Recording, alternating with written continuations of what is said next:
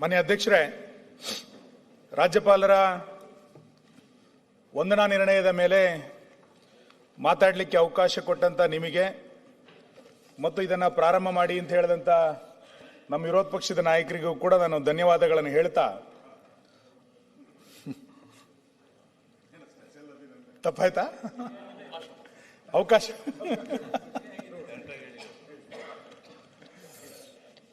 ಮಾನ್ಯ ಅಧ್ಯಕ್ಷರೇ, ರಾಜ್ಯಪಾಲರ ಭಾಷಣದಲ್ಲಿ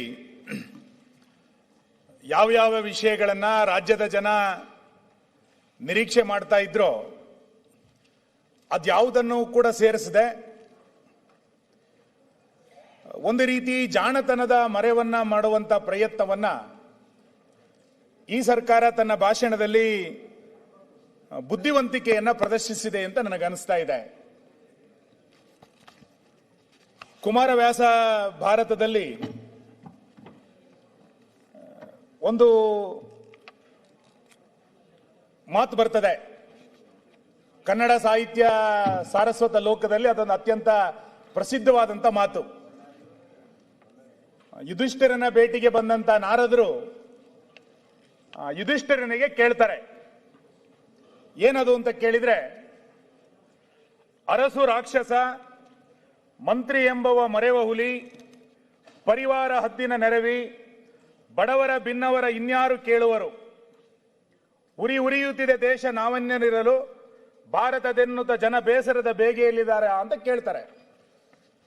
ಅಂದ್ರೆ ರಾಜ ರಾಕ್ಷಸನಾಗಿ, ಮಂತ್ರಿ ಗರ್ಜಿಸುವ ಹುಲಿಯಾಗಿ, ಆತನ ಪರಿವಾರದವರು ಹದ್ದಿನ ರೀತಿಯಲ್ಲಿ ಗುಂಪಾದ್ರೆ ಬಡವರ ದುಃಖವನ್ನ ಯಾರು ಕೇಳ್ತಾರೆ?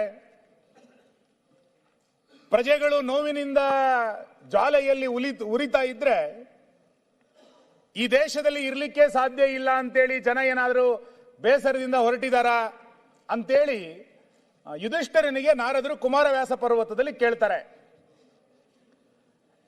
ಅಂದ್ರೆ ಒಂದು ರಾಜ್ಯದ ಜನ ಬೇಸರದಲ್ಲಿದ್ದಾರ ಅನ್ನುವಂಥದ್ದನ್ನ ಯುಧಿಷ್ಠಿರನಿಗೆ ನಾರದರು ಹೇಳಿದಂತ ಘಟನೆ ಅದು.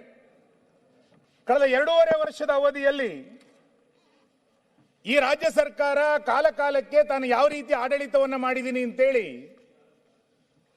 ಒಂದು ಅಧಿಕಾರದ ಆತ್ಮಶೋಧನೆಯನ್ನ ಮಾಡಿಕೊಳ್ಬೇಕಾಗಿತ್ತು.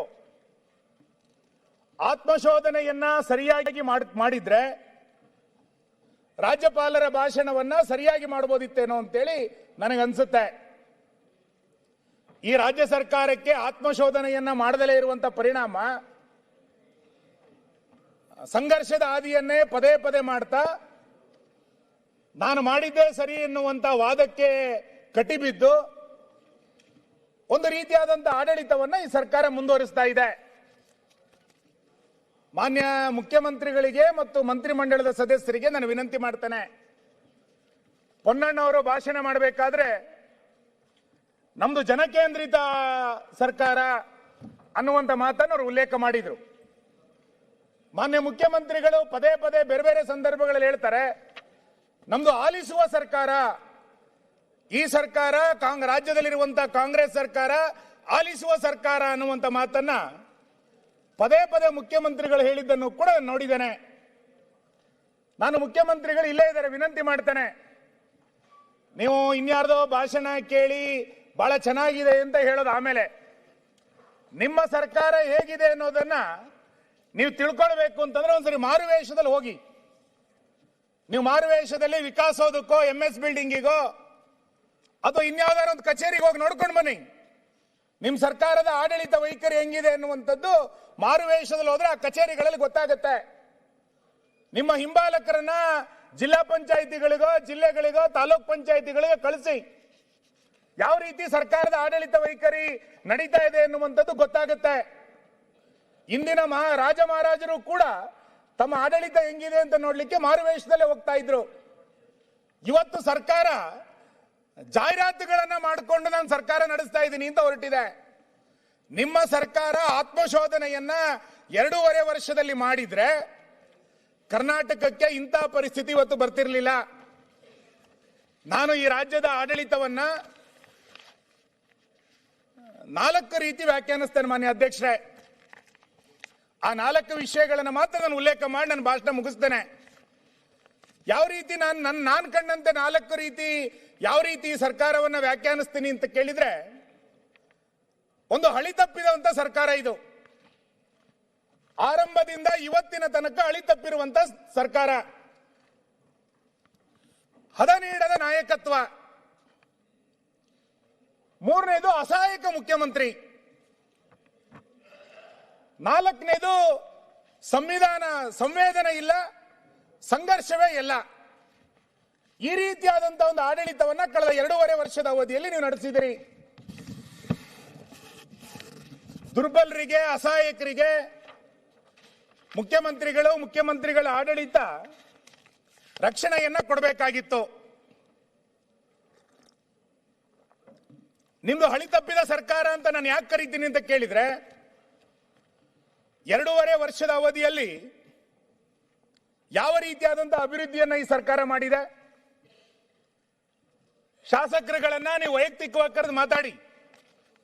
ಅಭಿವೃದ್ಧಿ ಚಟುವಟಿಕೆಗಳಿಗೆ ರಾಜ್ಯ ಸರ್ಕಾರ ಸ್ಪಂದಿಸಿದೆಯಾ ಅನ್ನೋದನ್ನ ನೀವು ಮತ್ತೊಂದ್ಸರಿ ಖಾತ್ರಿ ಮಾಡ್ಕೊಳ್ಳಿ.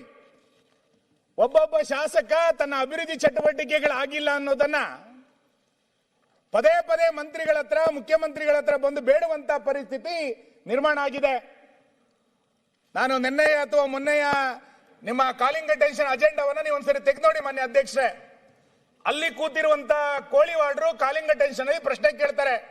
ಏನ್ ಪ್ರಶ್ನೆ ಅಂತ ಕೇಳಿದ್ರೆ, ಶಾಸಕರ ನಿಧಿಯನ್ನ ಬಳಸ್ಕೊಳ್ಳಿಕ್ಕೆ ನಂಗೆ ಆಗ್ಲಿಲ್ಲ, ಅನುದಾನ ಬಿಡುಗಡೆ ಆಗ್ಲಿಲ್ಲ, ದಯಮಾಡಿ ಆ ಶಾಸಕರ ನಿಧಿಯನ್ನ ಬಿಡುಗಡೆ ಮಾಡಿ ಅಂತೇಳಿ ನಿಮ್ಮ ಆಡಳಿತ ಪಕ್ಷದ ಶಾಸಕ ಸದನದಲ್ಲಿ ಗಮನವನ್ನು ಸೆಳೀತಾರೆ ಎನ್ನುವಷ್ಟರ ಮಟ್ಟಿಗೆ ನಿಮ್ಮ ಆಡಳಿತದ ಹಳಿ ತಪ್ಪಿದೆ ಅಂತ ನನ್ನ ವಾದ. ನಾನು ಬೆಳಗಾಂ ಅಧಿವೇಶನದಲ್ಲೂ ಕೂಡ ಹೇಳಿದ್ದೆ, ನೀವು 2 ವರ್ಷದ ಹಿಂದೆ 10 ಕೋಟಿ ರೂಪಾಯಿ ಅನುದಾನವನ್ನ ಪ್ರಾಕೃತಿಕ ವಿಕೋಪದ ಅಡಿನಲ್ಲಿ ಶಾಸಕರುಗಳಿಗೆ ಏನು ಕೊಟ್ಟಿದ್ರಿ ವಿಧಾನಸಭಾ ಕ್ಷೇತ್ರಗಳಿಗೆ, 2 ವರ್ಷ ಆದ್ರೂ ಕೂಡ ಅದು ಬಿಡುಗಡೆ ಆಗಿಲ್ಲ ಅನ್ನೋದನ್ನ ಎಷ್ಟು ಸಾರಿ ವಿಧಾನಸಭೆನಲ್ಲಿ ಹೇಳೋದು? 2 ವರ್ಷದ ಹಿಂದೆ ನೀವು ಕೊಟ್ಟಿದ್ದೀರಿ ಅಂತ ಒಪ್ಕೊಂಡ ನಂತರವೂ ಕೂಡ ಇನ್ನೂ ಬಿಡುಗಡೆ ಆಗಿಲ್ಲ ಅಂತಂದ್ರೆ ನಿಮ್ ಸರ್ಕಾರ ಸರಿದಾರಿಯಲ್ಲಿ ಹೋಗಿದೆ ಅಂತ ಹೆಂಗೆ ನಾವು ಈ ವಂದನಾ ನಿರ್ಣಯನ ಇದರಲ್ಲಿ ವ್ಯಕ್ತ ಮಾಡೋದು? ಪ್ರಗತಿ ಪಥದ ಬಗ್ಗೆ ಮತ್ತೆ ಉಲ್ಲೇಖ ಮಾಡ್ತೀರಿ ಬಜೆಟ್ ರಾಜ್ಯಪಾಲರ ಭಾಷಣದಲ್ಲಿ. 2025ರ ಕೊನೆಯಲ್ಲಿ ಇದೀವಿ ನಾವು. ನನಗೆ ಗೊತ್ತಿದ್ದಂತೆ 2023ರ ಬಜೆಟ್ ನಲ್ಲಿ ಹೇಳಿದ್ರಿ, 24ರ ರಾಜ್ಯಪಾಲರ ಭಾಷಣದಲ್ಲಿ ಹೇಳಿದ್ರಿ ಪ್ರಗತಿ ಪಥ ಅಂತ. ಇವತ್ತಿನ ತನಕ ಟೆಂಡರ್ ಆಗಲಿಲ್ಲ. 2 ಬಜೆಟ್ ನಲ್ಲಿ ಅದನ್ನೇ ಉಲ್ಲೇಖ ಮಾಡಿದ್ರಿ, 3 ರಾಜ್ಯಪಾಲರ ಭಾಷಣದಲ್ಲಿ ಅದನ್ನೇ ಹೇಳಿದ್ರಿ. ಇನ್ನು ADB ಲೋನ್ ಸ್ಯಾಂಕ್ಷನ್ ಆಗಲಿಲ್ಲ ನಿಮಗೆ. ಅದಕ್ಕೆ ನಾನಾ ರೀತಿಯಾದಂತಹ ತಾಂತ್ರಿಕ ಕಾರಣಗಳನ್ನು ಇಟ್ಟುಕೊಂಡು ಪ್ರಗತಿ ಪಥ ಅಂತ ಹೇಳಲಿಕ್ಕೆ ಶುರು ಮಾಡಿದ್ರಿ. ಇವತ್ತಿನ ತನಕ ನಮ್ಮ ಕ್ಷೇತ್ರಗಳಲ್ಲಿ ಗ್ರಾಮೀಣ ರಸ್ತೆಗಳಿಗೆ ಮಾನ್ಯ ಅಧ್ಯಕ್ಷರೇ 1 ಕಿಲೋಮೀಟರ್ ರಸ್ತೆ ನಮ್ಮ ಕ್ಷೇತ್ರಗಳಲ್ಲಿ ಆಗ್ಲಿಲ್ಲ. ಈ ಸರ್ಕಾರ ಬಂದ ನಂತರ 1 ಕಿಲೋಮೀಟರ್ ರಸ್ತೆಯನ್ನ ಡಾಂಬರೀಕರಣ ಮಾಡಲಿಕ್ಕೆ ನಮಗೆ ಆಗ್ಲಿಲ್ಲ. ಗಂಗಾ ಕಲ್ಯಾಣದ ಬಗ್ಗೆ ಉಲ್ಲೇಖ ಮಾಡ್ತಾರೆ. ಗಂಗಾ ಕಲ್ಯಾಣಕ್ಕೆ ಬೋರ್ವೆಲ್ಗಳನ್ನ ಬೇರೆ ಬೇರೆ ನಿಗಮಗಳಿಂದ ತೆಗೆದ ನಂತರ ಎಷ್ಟು ಗಂಗಾ ಕಲ್ಯಾಣಕ್ಕೆ ನೀವು TC ಸಂಪರ್ಕ ಕೊಟ್ಟಿದ್ದೀರಿ ಹೇಳಿ ನೋಡೋಣ. ಯಾವುದೋ ಅಂಬೇಡ್ಕರ್ ನಿಗಮದಲ್ಲೋ ಇನ್ಯಾವುದೋ ನಿಗಮಗಳಲ್ಲಿ, ಎಲ್ಲ ನಿಗಮಗಳಲ್ಲಿ ಗಂಗಾ ಕಲ್ಯಾಣದ ಯೋಜನೆಗಳಿಗೆ ಬೋರ್ವೆಲ್ ತೆಗೆಸಿದೀವಿ, ಪಟ್ಟಿ ಮಾಡಿಕೊಟ್ಟಿದ್ದೀವಿ. ಬೋರ್ವೆಲ್ ತೆಗೆದ್ರೆ TC ಅಳವಡಿಕೆ ಆಗಲ್ಲ, ಬೋರ್ವೆಲ್ ತೆಗಿಲಿಕ್ಕೆ ಇನ್ನು ರಾಜ್ಯ ಮಟ್ಟ ಟೆಂಡರ್ ಆಗಲಿಲ್ಲ. ಫಲಾನುಭವಿಗಳ ಪಟ್ಟಿ ಆಗಿ 2ನೇ ಪಟ್ಟಿ 3ನೇ ಪಟ್ಟಿ ಬಂದರೂ ಕೂಡ 1ನೇ ಪಟ್ಟಿಯವನಿಗೆ TC ಕೊಡದಲ್ಲೇ ಇರುವಂತ ಪರಿಸ್ಥಿತಿ ಇವತ್ತು ಕರ್ನಾಟಕ ರಾಜ್ಯದಲ್ಲಿ ಇವತ್ತು ನಿರ್ಮಾಣ ಆಗಿದೆ. ಗ್ರಾಮೀಣ ಪ್ರದೇಶಗಳಿಗೆ ಬಸ್ಸುಗಳ ವ್ಯವಸ್ಥೆ ಮಾನ್ಯ ಅಧ್ಯಕ್ಷರೇ, 26,000 ರೆವಿನ್ಯೂ ಗ್ರಾಮಗಳಿದೆ ಅಂತ ಹೇಳ್ತಾರೆ ಅಂದಾಜಿನಲ್ಲಿ. ಗ್ಯಾರಂಟಿ ಯೋಜನೆ ಹಾಗಾದ್ರೆ ಅಭಿವೃದ್ಧಿನ ದಾಖಲೆಯ ಪ್ರಮಾಣದಲ್ಲಿ ಬಜೆಟ್ ಅನ್ನ ಮಂಡನೆ ಮಾಡಿದಂತ ಮುಖ್ಯಮಂತ್ರಿಗಳಿಗೆ ನಮ್ ಗ್ಯಾರಂಟಿ ಯೋಜನೆ ಅಭಿವೃದ್ಧಿ ಎನ್ನುವಷ್ಟರ ಮಟ್ಟಿಗೆ ಹೇಳಲಿಕ್ಕೆ ಹೊರಟಿದ್ದಾರೆ. ಬರೀ ಗ್ಯಾರಂಟಿನೇ ಅಭಿವೃದ್ಧಿ ಅಂತ ಆದ್ರೆ ನನಗೆ ಗೊತ್ತಿಲ್ಲ, ಆರ್ಥಿಕ ತಜ್ಞರು ಹೇಳಬೇಕು ಹೆಂಗಿದೆ ಅಂತ. ಆಯ್ತು, ನೀವು ಶಕ್ತಿಯಲ್ಲಿ ಕೊಟ್ಟಿದ್ದೀರಿ, ಅದರಲ್ಲಿ ಕೊಟ್ಟಿದ್ದೀರಿ, ತಗೊಂಡು ಬರ್ತೀನಿ ಮುಂದೆ ಆ ವಿಷಯಕ್ಕೆ. ಅದನ್ನು ಕೊಡ್ತಾ ಉಳಿದೆಲ್ಲ ವಿಷಯಗಳನ್ನ ಹೆಂಗ್ ಮರ್ತಿದ್ದೀರಿ ನೀವು ಅಂತ, ಉಳಿದ ಯಾವ ವಿಷಯಗಳಿಗೂ ಕೂಡ ಹೇಗೆ ನ್ಯಾಯ ಕೊಡ್ಲಿಲ್ಲ ಅಂತ ನನ್ನೆ ನಮ್ಮ ಶಾಸಕರು ಹೇಳ್ತಾ ಇದ್ರು. ನಿಮಗೂ ಗೊತ್ತಿದೆ, ಈ ರಾಜ್ಯದ ಬೇರೆ ಬೇರೆ ಸುತ್ತೋಲೆಯ ಕಾರಣಕ್ಕೆ ಗ್ರಾಮೀಣ ಪ್ರದೇಶದಲ್ಲಿ ಈ ಖಾತಾ ಸಿಗದಲೆ 911 ಸಿಗದಲೆ 3 ತಿಂಗಳಾಯ್ತು. ಜನ ಮನೆ ಕಟ್ಟುವಂತ ಪರಿಸ್ಥಿತಿಯಲ್ಲಿ ಇಲ್ಲ. ಪ್ರಾಧಿಕಾರದಲ್ಲಿ ಲೈಸೆನ್ಸ್ಗಳನ್ನು ತೆಗೆದುಕೊಳ್ಳಿಕ್ಕೆ ಆಗ್ತಾ ಇಲ್ಲ. ಎಷ್ಟು ಸರಿ ಸಚಿವರನ್ನ ಜನ ಭೇಟಿ ಮಾಡ್ತಾರೆ, ಗ್ರಾಮ ಪಂಚಾಯತಿಗಳಿಗೆ ಬರ್ತಾರೆ. ಗ್ರಾಮ ಪಂಚಾಯತಿಗಳಿಗೆ ಬಂದ್ರೆ ಅನುದಾನಕ್ಕಿಲ್ಲ, ಈ ಖಾತಾ ಸಿಗ್ತಾ ಇಲ್ಲ, 911 ಸಿಗ್ತಾ ಇಲ್ಲ. ಗ್ರಾಮ ಪಂಚಾಯತಿಗಳು ಪ್ರವಾಸಿ ಕೇಂದ್ರಗಳಲ್ಲ, ಗ್ರಾಮ ಪಂಚಾಯತಿಗಳು ಆಲಿಸುವ ಕೇಂದ್ರಗಳು, ಸಮಸ್ಯೆಗಳನ್ನು ಆಲಿಸುವ ಕೇಂದ್ರಗಳಾಗಬೇಕಾಗಿತ್ತು. ಅಲ್ಲಿ ಏನು ಸಮಸ್ಯೆಗಳಿಗೆ ಪರಿಹಾರ ಸಿಗಲ್ಲ ಅಂತಂದ್ರೆ ಗ್ರಾಮ ಪಂಚಾಯತಿಗಳ ಪರಿಸ್ಥಿತಿ ಇವತ್ತು ಏನಾಗಬೇಕು? ಈ ಹಿನ್ನೆಲೆಯಲ್ಲಿ ವಿಕಾಸ ವಿರೋಧಿಯಾದಂತ ಸರ್ಕಾರ ಅನ್ನೋದನ್ನ ನಾನು ಹಳಿತಪ್ಪಿದ ಆಡಳಿತದಲ್ಲಿ ಈ ಸರ್ಕಾರದ ಬಗ್ಗೆ ಉಲ್ಲೇಖ ಮಾಡಬೇಕು ಮಾನ್ಯ ಅಧ್ಯಕ್ಷರೇ. ಎರಡನೇದು ಕಾನೂನು ಸುವ್ಯವಸ್ಥೆ. ಕಾನೂನು ಸುವ್ಯವಸ್ಥೆನ ಎಷ್ಟು ಸರಿ ಮಾತಾಡೋದು ಅಧಿವೇಶನದಲ್ಲಿ?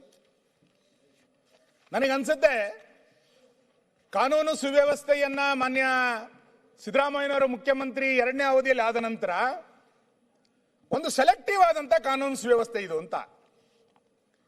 ನಿಮ್ಮ ಇಚ್ಛೆಗನುಗುಣವಾಗಿ ಕಾನೂನನ್ನ ನೀವು ಮಾಡ್ಲಿಕ್ಕೆ ಹೊರಟಿದ್ದೀರಿ. ಕಾಂಗ್ರೆಸ್ ಮತ್ತು ಕಾಂಗ್ರೆಸ್ ಬೆಂಬಲಿತರಿಗೆ ಒಂದು ಕಾನೂನು ರಾಜ್ಯದಲ್ಲಿ, ಉಳಿದ ಜನಸಾಮಾನ್ಯರಿಗೆ ಇನ್ನೊಂದು ಕಾನೂನು ಈ ರಾಜ್ಯದಲ್ಲಿ. ಎಲ್ಲರಿಗೂ ಒಂದೇ ರೀತಿಯಾದಂತಹ ಕಾನೂನನ್ನ ರಾಜ್ಯ ಸರ್ಕಾರ ಕಳೆದ 2.5 ವರ್ಷದ ಅವಧಿಯಲ್ಲಿ ಕೊಡಲಿಲ್ಲ. ನಾನು ಉದಾಹರಣೆ ಕೊಡ್ತಾ ಹೋಗ್ತಾನೆ. ಯಾವ್ಯಾವ ಸಂದರ್ಭದಲ್ಲಿ ಕಾನೂನು ಇಲಾಖೆ, ಪೊಲೀಸ್ ಇಲಾಖೆ, ರಾಜ್ಯ ಸರ್ಕಾರ ನಡ್ಕೊಳ್ತು ಅಂತ. ನೀವೆಲ್ಲರಿಗೂ ಅದೇ ರೀತಿ ನಡ್ಕೊಂಡಿದ್ರೆ ಶಬಾಸ್ ಅಂತ ಹೇಳ್ತಿದ್ದೆ ನಾನು. ಮೇಲ್ಮನೆಯ ವಿಪಕ್ಷದ ನಾಯಕರನ್ನ ಕಲಬುರಗಿ ಜಿಲ್ಲೆನಲ್ಲಿ ಐಬಿನಲ್ಲಿ ಕೂಡಾಕಿ ದಿಗ್ಬಂಧನ ವಿಧಿಸಿ ಕಾರುಗಳಿಗೆ ಮಸಿ ಬಳಿದ್ರೂ ಕೂಡ ಈ ಸರ್ಕಾರಕ್ಕೇನು ಅನ್ಸೋದೇ ಇಲ್ಲ. ಅವ್ರ ಮೇಲೆ ಕ್ರಮ ತಗೊಳ್ಬೇಕು ಅಂತೇಳಿ ಸರ್ಕಾರಕ್ಕೆ ಅನ್ನಿಸ್ಲೇ ಇಲ್ಲ. ಸಿ.ಟಿ. ರವಿ ಅವರೇನೋ ಹೇಳಿದ್ರು ಅಂತ ಕಾರಣಕ್ಕೆ ಹೇಗ್ ಬೇಕಾದ್ರೂ ನಡ್ಕೊಂಡಂತ ಸರ್ಕಾರ ಇದು.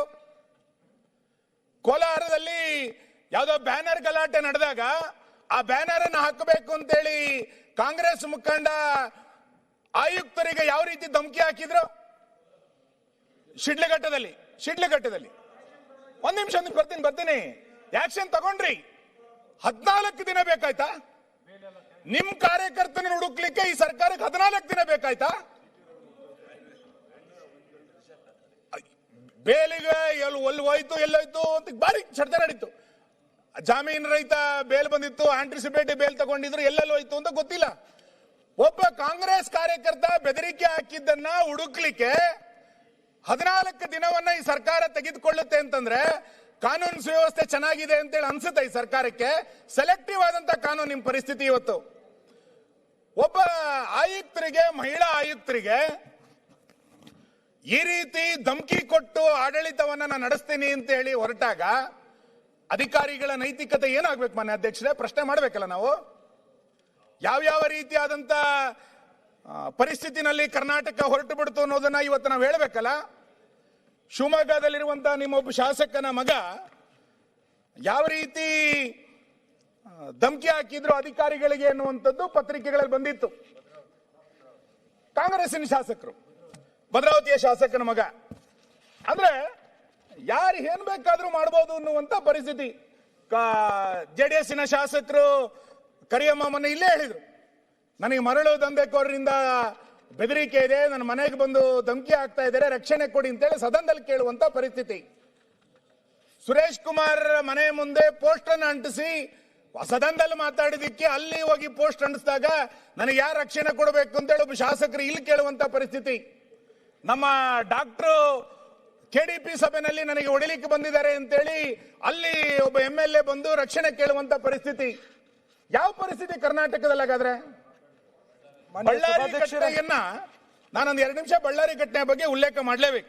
ಮಾನ್ಯ ಸಭಾಧ್ಯಕ್ಷರೇ, ಇವರೇನೋ ಬಳ್ಳಾರಿ ಕಾಂಗ್ರೆಸ್ ಪಕ್ಷದವರು ಮಾತಾಡೋರೆ ಅಂತ ಹೇಳ್ತಾರೆ.